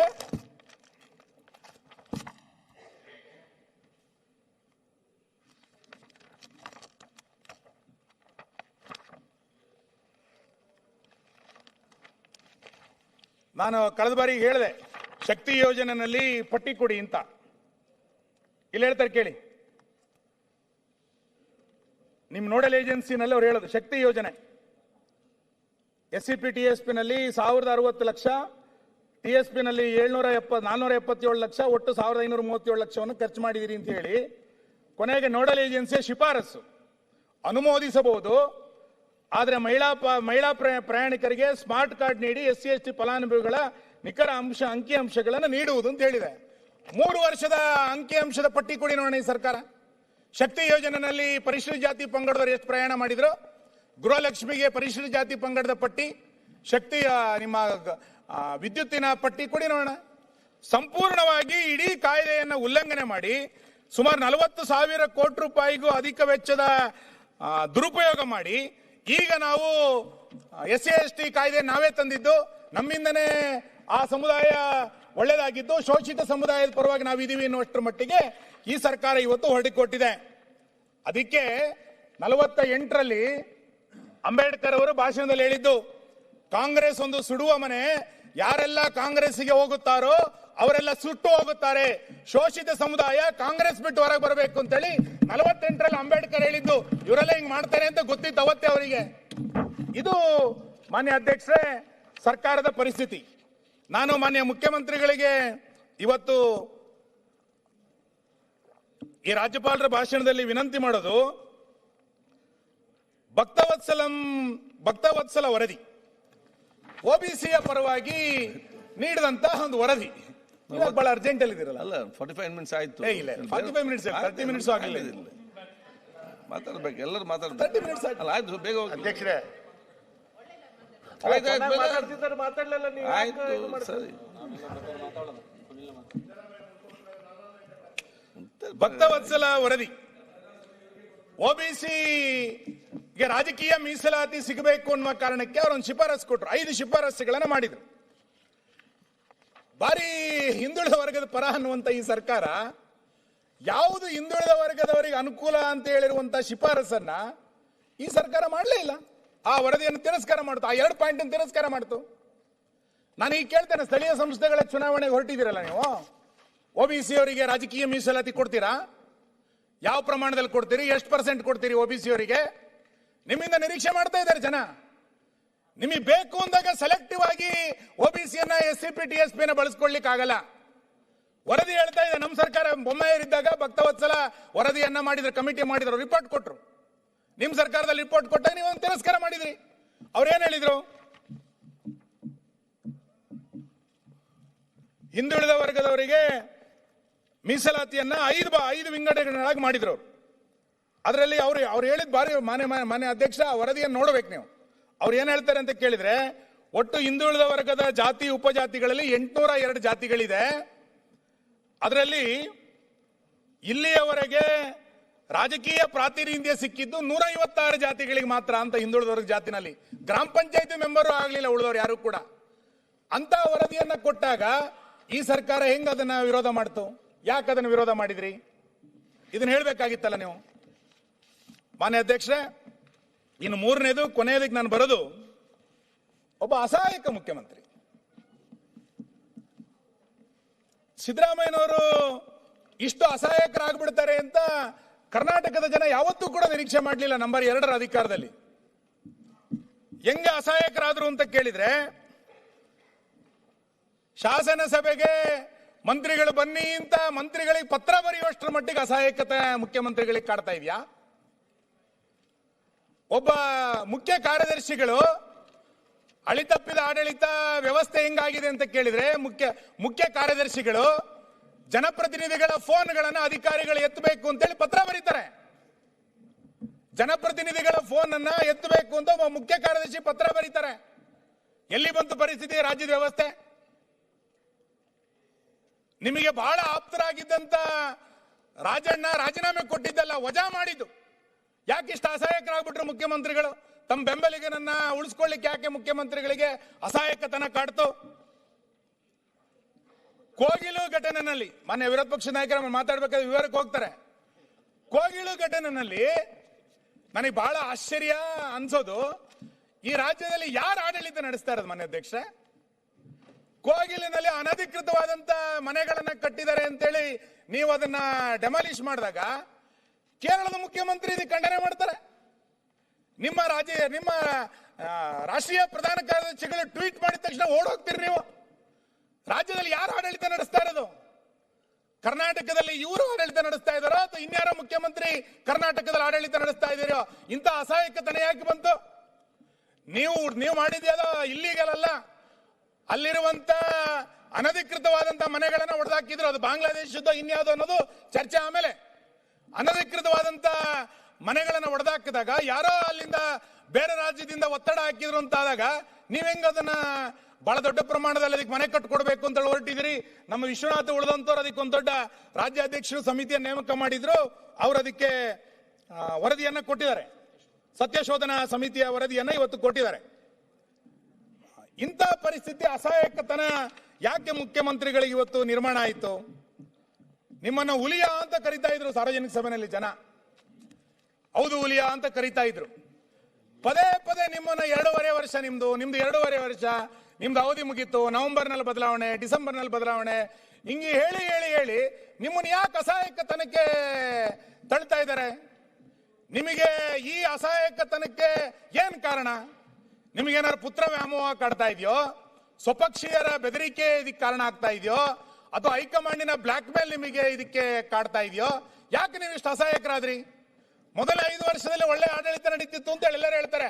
ಇವತ್ತು ನಾನಲ್ಲ, ನಿಮ್ ಪಾರ್ಟಿಯ ಶಾಸಕರೇ ಹೇಳ್ತಾರೆ ಮೊದಲಿನ ಸಿದ್ದರಾಮಯ್ಯ ಅಲ್ಲ ಇದು ಅಂತ. ಯಾಕೆ ಇಷ್ಟು ಅಸಹಾಯಕತನ ಮುಖ್ಯಮಂತ್ರಿಗಳಿಗೆ ಇವತ್ತು ನಿರ್ಮಾಣ ಆಗ್ಬಿಡ್ತು? ಈ ಹಿನ್ನೆಲೆಯಲ್ಲಿ ಇಂಥ ಒಂದು ಅಸಹಾಯಕತನ ಈ ಸರ್ಕಾರಕ್ಕೆ ಬರಬಾರ್ದಿತ್ತು ಅಂತ. ಇನ್ನು ಸಂವೇದನೆ ಇಲ್ಲ ಈ ಸರ್ಕಾರಕ್ಕೆ. ಯಾಕೆ ಸಂವೇದನೆ ಇಲ್ಲ ಈ ಸರ್ಕಾರಕ್ಕೆ ಅಂತ ಕೇಳಿದ್ರೆ, ನಾನು ಅದಕ್ಕೆ ಕಾನೂನು ಸುವ್ಯವಸ್ಥೆಯಲ್ಲಿ ಹೇಳಿದ್ನಲ್ಲ, ಆರಂಭದಲ್ಲಿ ಹೇಳಿದೆ, ಏನ್ ಬೇಕಾದ್ರೂ ನಡೆಯುತ್ತೆ ಎನ್ನುವಂತ ಉದ್ದಟತನ ಮತ್ತು ಏನ್ ಬೇಕಾದ್ರೂ ಮಾಡಿ ನಾವು ಬಹುಮತ ಇದೆ ಎನ್ನುವ ಕಾರಣಕ್ಕೋಸ್ಕರ ಏನ್ ನಡೆದ್ರೂ ಮಾಡ್ಬಿಡ್ತೀವಿ ಎನ್ನುವಂತ ದುರಂಕಾರ, ಉದ್ದಟತನದ ಕಾರಣಕ್ಕೆ ಒಂದು ಸಂವೇದನೆಯನ್ನ ಈ ಸರ್ಕಾರ ಕಳ್ಕೊಂಡ್ಬಿಟ್ಟಿದೆ. ನಾನು ಅದಕ್ಕೆ ಆರಂಭದಲ್ಲಿ ಹೇಳಿದೆ, ಮುಖ್ಯಮಂತ್ರಿಗಳು ಪದೇ ಪದೇ ಹೇಳ್ತಾರೆ ನಮ್ದು ಆಲಿಸುವ ಸರ್ಕಾರ ಅಂತ. ಯಾವ್ದನ್ನ ಆಲಿಸಿದಿರಿ? ಹೇಳಿ. ನಮ್ಮ ಅರವಿಂದ್ ಬೆಲ್ಲದ್ರು ಒಂದು ಪ್ರಶ್ನೆ ಕೇಳಿದ್ರು, ಚುಕ್ಕೆ ಗುರುತಿನ ಪ್ರಶ್ನೆ. ಅದಕ್ಕೆ ನಿಮ್ಮ ಸರ್ಕಾರದಲ್ಲಿ ಉತ್ತರ ಕೊಟ್ಟಿದ್ದಾರೆ. ಈ 2 ವರ್ಷದಲ್ಲಿ ರೈತರ ಆತ್ಮಹತ್ಯೆ ಎಷ್ಟು ನಡೀತು ಅಂತ. 1555 ಜನ ರೈತರ ಆತ್ಮಹತ್ಯೆ ನಡೆದರೂ ಕೂಡ ಈ ಸರ್ಕಾರಕ್ಕೆ ಅವ್ರಿಗೆ ಪರಿಹಾರ ಕೊಡಬೇಕು ಅಂತೇಳಿ ಈ ಸರ್ಕಾರಕ್ಕೆ ಸಂವೇದನೆ ಇಲ್ಲ. ಹುಬ್ಬಳ್ಳಿನಲ್ಲಿ ನಿರುದ್ಯೋಗಿಗಳು ದೊಡ್ಡ ಪ್ರಮಾಣದಲ್ಲಿ ಪ್ರತಿಭಟನೆಗಳನ್ನ ಮಾಡಿದ್ರು ಕೂಡ ನಿಮ್ ಸರ್ಕಾರಕ್ಕೆ ಸಂವೇದನೆ ಬರಲೇ ಇಲ್ಲ. ಒಂದ್ ನಿಮಿಷ ಆದ್ರೆ ರೈತರ ಆತ್ಮಹತ್ಯೆಗೆ ಕೇವಲ ರಾಜ್ಯ ಸರ್ಕಾರ ಅಷ್ಟೇ ಸಂಬಂಧ, ಕೇಂದ್ರ ಸರ್ಕಾರ ಸಂಬಂಧ ಇದೆಯೋ? ಎಲ್ಲರೂ ಸಂಬಂಧ. ಕೂತ್ಕೊಳ್ಳಿ. ಯಾಕೆ ಸಂಬಂಧ ಇಲ್ಲ ಹೇಳ್ಬೇಕಲ್ಲ? ಸಂಬಂಧ ಇಲ್ಲ ಅಂತ ಹೇಳಿದೆ ನಾನು. ಹೇಳಿ, ಅವರು ಕೊಡ್ಲಿ ಕಾಂಪೆನ್ಸೇಷನ್, ನಾವು ಪರಿಹಾರ ಕೊಡೋಣ. ಆಯ್ತು, ಮಾಡಿ. ನೀವು ಅದನ್ನು ಹೇಳಿ ಸ್ವಲ್ಪ. ಒಂದ್ ನಿಮಿಷ. ನಾನು ನಿಮ್ಮ ಆನ್ಸರ್ ಅನ್ನು ಹೇಳ್ತಾ ಇದ್ದೀನಿ. ನಿಮ್ಮ ಆನ್ಸರ್ ಏನ್ ಹೇಳಿದಿರಿ ಅಂದ್ರೆ 1254 ಜನರದ್ದು ವರದಿಯಾಗಿದೆ. ತೀರ್ಮಾನಿಸಬೇಕಾದಂತ ಪ್ರಕರಣಗಳು 1090. ಅರವಿಂದ್ ಬೆಲ್ಲದವರ ಚುಕ್ಕೆ ಗುರುತಿನ ಪ್ರಶ್ನೆ ನೀವು ಕೊಟ್ಟಿರುವಂತ ಉತ್ತರ ಇರ್ಲಿ. ಅವೆಲ್ಲ ಇದ್ರಲ್ಲಿ ಬಂದಿದೆ, ನಾನು ವಿವರಕ್ಕೆ ಹೋಗಲ್ಲ.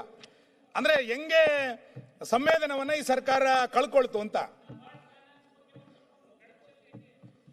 ಸಮಯ ಕೊಟ್ಟರೆ ಕೊಡ್ತೀನಿ.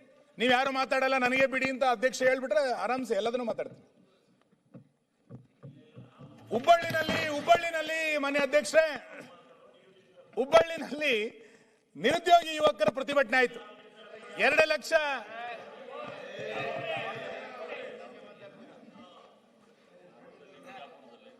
ಮಾನ್ಯ ಅಧ್ಯಕ್ಷರೇ, ಧಾರವಾಡದಲ್ಲಿ ಪ್ರತಿಭಟನೆ ಆಯ್ತು. ರಾಜ್ಯದಲ್ಲಿ 2 ಲಕ್ಷ ಹುದ್ದೆಗಳು ಖಾಲಿ ಇದೆ, ನಮಗೆ ಭರ್ತಿ ಮಾಡಿ ಅಂತ ಹೇಳಿ. ಮುಂದಕ್ಕೆ ಅವರು ಡಿಸ್ಟರ್ಬ್ ಮಾಡೋದ್ ಬೇಡ, ನಾವು ಡಿಸ್ಟರ್ಬ್ ಮಾಡೋದ್ ಬೇಡ. ಇದೊಂದು ಒಪ್ಪಂದ. ಇದು ನೀವು ನಮ್ಮಿ ಮಾಡಬೇಡಿ, ನಾವು ನಿಮ್ಮಿ ಮಾಡಲ್ಲ. ಮತ್ತೇನಾರ ತೆಗೆದ್ರೆ ನಾವು ಮಾಡ್ತೀವಿ.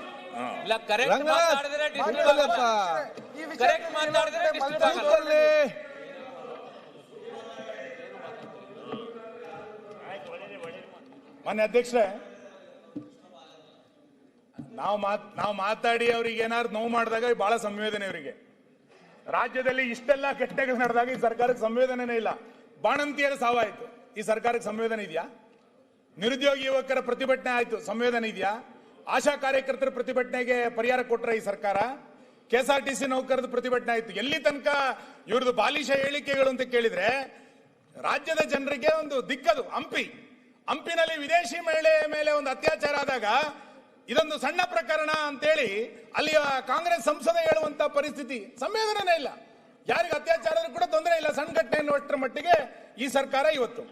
ಎಲ್ಲಿ ತನಕ ಸಂವೇದನೆ ಕಳ್ಕೊಂಡಿದೆ ಸರ್ಕಾರ ಅಂತ ಕೇಳಿದ್ರೆ, ಮನುಷ್ಯರು ಬಿಡಿ, 850ಕ್ಕೂ ಹೆಚ್ಚು ಆನೆಗಳು ಸತ್ತೋಯ್ತು ಈ ರಾಜ್ಯದಲ್ಲಿ, ಹುಲಿಗಳೇ ಸಾವಾಯಿತು.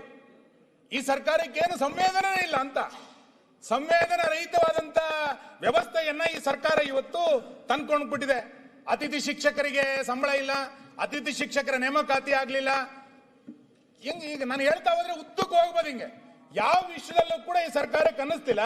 ಮಾತೆತ್ತಿದ್ರೆ ನಮ್ದು ಗ್ಯಾರಂಟಿ ಕೊಟ್ಟಿದೀವಿ, ಗ್ಯಾರಂಟಿ ಬಗ್ಗೆ ಎಷ್ಟು ಅಪಸ್ವರ ಬಂದಿದೆ ಅನ್ನೋದನ್ನ ನಾನು ಉಲ್ಲೇಖ ಮಾಡಲ್ಲ, ಯಾಕೆಂದ್ರೆ ತುಂಬಾ ಸರಿ ಚರ್ಚೆ ಆಗಿದೆ.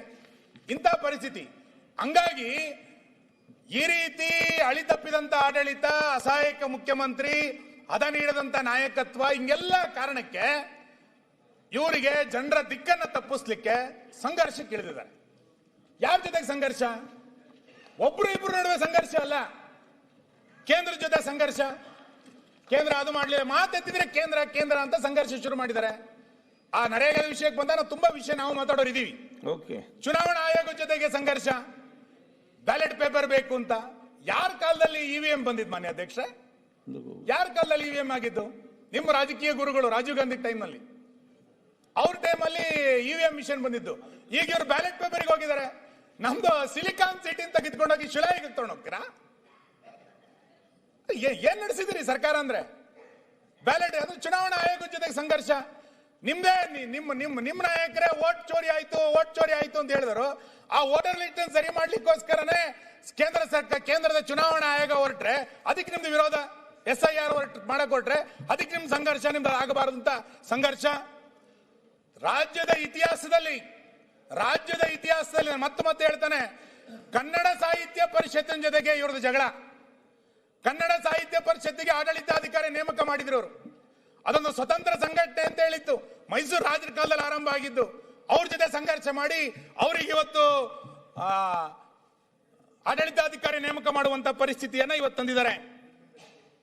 ಫಿಲಿಂ ಇಂಡಸ್ಟ್ರಿ ಜೊತೆ ಜಗಳ, ಬೆಂಗಳೂರು ನಟ್ಟು ಬೋಲ್ಟ್ಗಳನ್ನ ಸ್ಟ್ರೈಕ್ ಮಾಡ್ಬಿಡ್ತೀನಿ ಅಂತೇಳಿ ಆ ಫಿಲಂ ಇಂಡಸ್ಟ್ರಿಯವ್ರ ಜೊತೆ ಜಗಳ. ಏನು ಇಲ್ಲ ಅಂತೇಳಿ ಆ ಬಿಗ್ ಬಾಸ್ ಅವ್ರ ಜೊತೆ ಜಗಳ ಮಾಡಿದ್ರು. ಬಿಗ್ ಬಾಸ್ ಜೊತೆಗೆ ಅವ್ರು ಬೀಗ ಹಾಕ್ಸಿದ್ರು ರಾತ್ರಿ. ಹೆಂಗೆ ಕಾನೂನು ಹೆಂಗೆ ಅಂದ್ರೆ 7 ಗಂಟೆಗೆ ಬೀಗ, ಬೆಳಗಿನ ಜಾವ 2:30-3 ಗಂಟೆಗೆ ಓಪನ್. ಎಂತ ಅಧಿಕಾರಿಗಳು ಚುರುಕು ಮಾನ್ಯ ಅಧ್ಯಕ್ಷ, ಮಧ್ಯರಾತ್ರಿ ಹೋಗಿ ಓಪನ್ ಮಾಡೋದು ಅಂದ್ರೆ ನಿಮಗೆ ಹೆಂಗ್ ಬೇಕಾದ್ರೂ ನಡೆಯುತ್ತೆ ಅಂತ ಸಂಘರ್ಷಗಳು. ಬೆಂಗಳೂರಿನ ರಸ್ತೆಗಳು ಚೆನ್ನಾಗಿಲ್ಲ ಅಂತೇಳಿ IT ದಿಗ್ಗಜರು ಕಿರಣ್ ಮಜುಂದಾರ್ ಮತ್ತು ಮೋಹನ್ ದಾಸ್ ಪೈ ಹೇಳಿದಾಗ ಅವ್ರಿಗೆ ಬೆದರಿಕೆ. ಇದಕ್ಕೆ ಆಲಿಸುವ ಸರ್ಕಾರನೋ ಅಥವಾ ಇದು ಸಂಘರ್ಷದ ಸರ್ಕಾರನೋ? ಮುಖ್ಯಮಂತ್ರಿಗಳು ಉತ್ತರದಲ್ಲಿ ಹೇಳಬೇಕಾಗತ್ತೆ. ಯಾವ ಪರಿಸ್ಥಿತಿ ಇವತ್ತು ಕರ್ನಾಟಕದಲ್ಲಿ ಇವತ್ತು ನಿರ್ಮಾಣ ಆಯಿತು ಅಂತ. ಈ ಹಿನ್ನೆಲೆಯಲ್ಲಿ ನಿಮಗೆ ನಿಮ್ಮ ನಾಯಕತ್ವದ ವೈಫಲ್ಯದ ಕಾರಣಕ್ಕೆ, ನಿಮ್ಮ ಆಂತರಿಕ ಜಗಳದ ಕಾರಣಕ್ಕೆ ನರೇಗಾನ ವಿರೋಧ ಮಾಡ್ತಾ ಇರೋದು ಮಹಾತ್ಮ ಗಾಂಧಿ ಹೆಸರು ತೆಗೆದಿರೋದು ಅಂತಲ್ಲ. ಆ 40% ನಮಗೆ ಕೊಡ್ಲಿಕ್ಕಾಗಲ್ಲ, ನಮ್ಮ ರಾಜ್ಯ ಸರ್ಕಾರ ದಿವಾಳಿ ಆಗಿದೆ ಅನ್ನೋದನ್ನ ಒಪ್ಕೊಳ್ಳಿಕ್ ತಯಾರಿಲ್ಲ, ಅದಕ್ಕೆ ನಮ್ದು ವಿರೋಧ ಅಂತ ಹೇಳ್ತಾ ಇದ್ದಾರೆ. ನೀವು ಮೊದಲನೇ ದಿನ, ನಾನು ಸುಮ್ಮನೆ ಕೇಳ್ತೀನಿ, ಬಾರಿ ಎಲ್ಲ ದಿಗ್ಗಜರಿದ್ದೀರಲ್ಲ, ನಿಮ್ಮ ಮೊದಲನೇ ಬಜೆಟ್ ಭಾಷಣದಲ್ಲಿ 2023ರ ಮೊದಲನೇ ಭಾಷಣದಲ್ಲಿ ನಾವು ರಾಷ್ಟ್ರೀಯ ಶಿಕ್ಷಣವನ್ನ ನೀತಿಯನ್ನ ಒಪ್ಕೊಳ್ಳೋದಿಲ್ಲ ಅಂತೇಳಿ ನಾವು ತಿರಸ್ಕಾರ ಮಾಡಿದ್ರಿ. ಅಶ್ವತ್ಥ ನಾರಾಯಣ ಇಲ್ಲೇ ಇದ್ದಾರೆ, ಅವರೇ ಹೈಯರ್ ಎಜುಕೇಶನ್ ಮಿನಿಸ್ಟರ್ ಆಗಿದ್ರು. 3 ವರ್ಷ ಆಯ್ತಲ್ಲ ರಾಜ್ಯ ಶಿಕ್ಷಣದ ನೀತಿಯನ್ನ ಜಾರಿಗೆ ತಂದ್ರ? ನಿಮ್ ರಿಪೋರ್ಟ್ 3000 ಪೇಜ್ ಇದೆ ಅಂತೇಳಿ ಅದನ್ನ ಸಣ್ಣ ರಿಪೋರ್ಟ್ ಮಾಡ್ಲಿಕ್ಕೆ ಮತ್ತೊಂದು ಸಬ್ ಕಮಿಟಿ ಮಾಡಿದಿರಿ.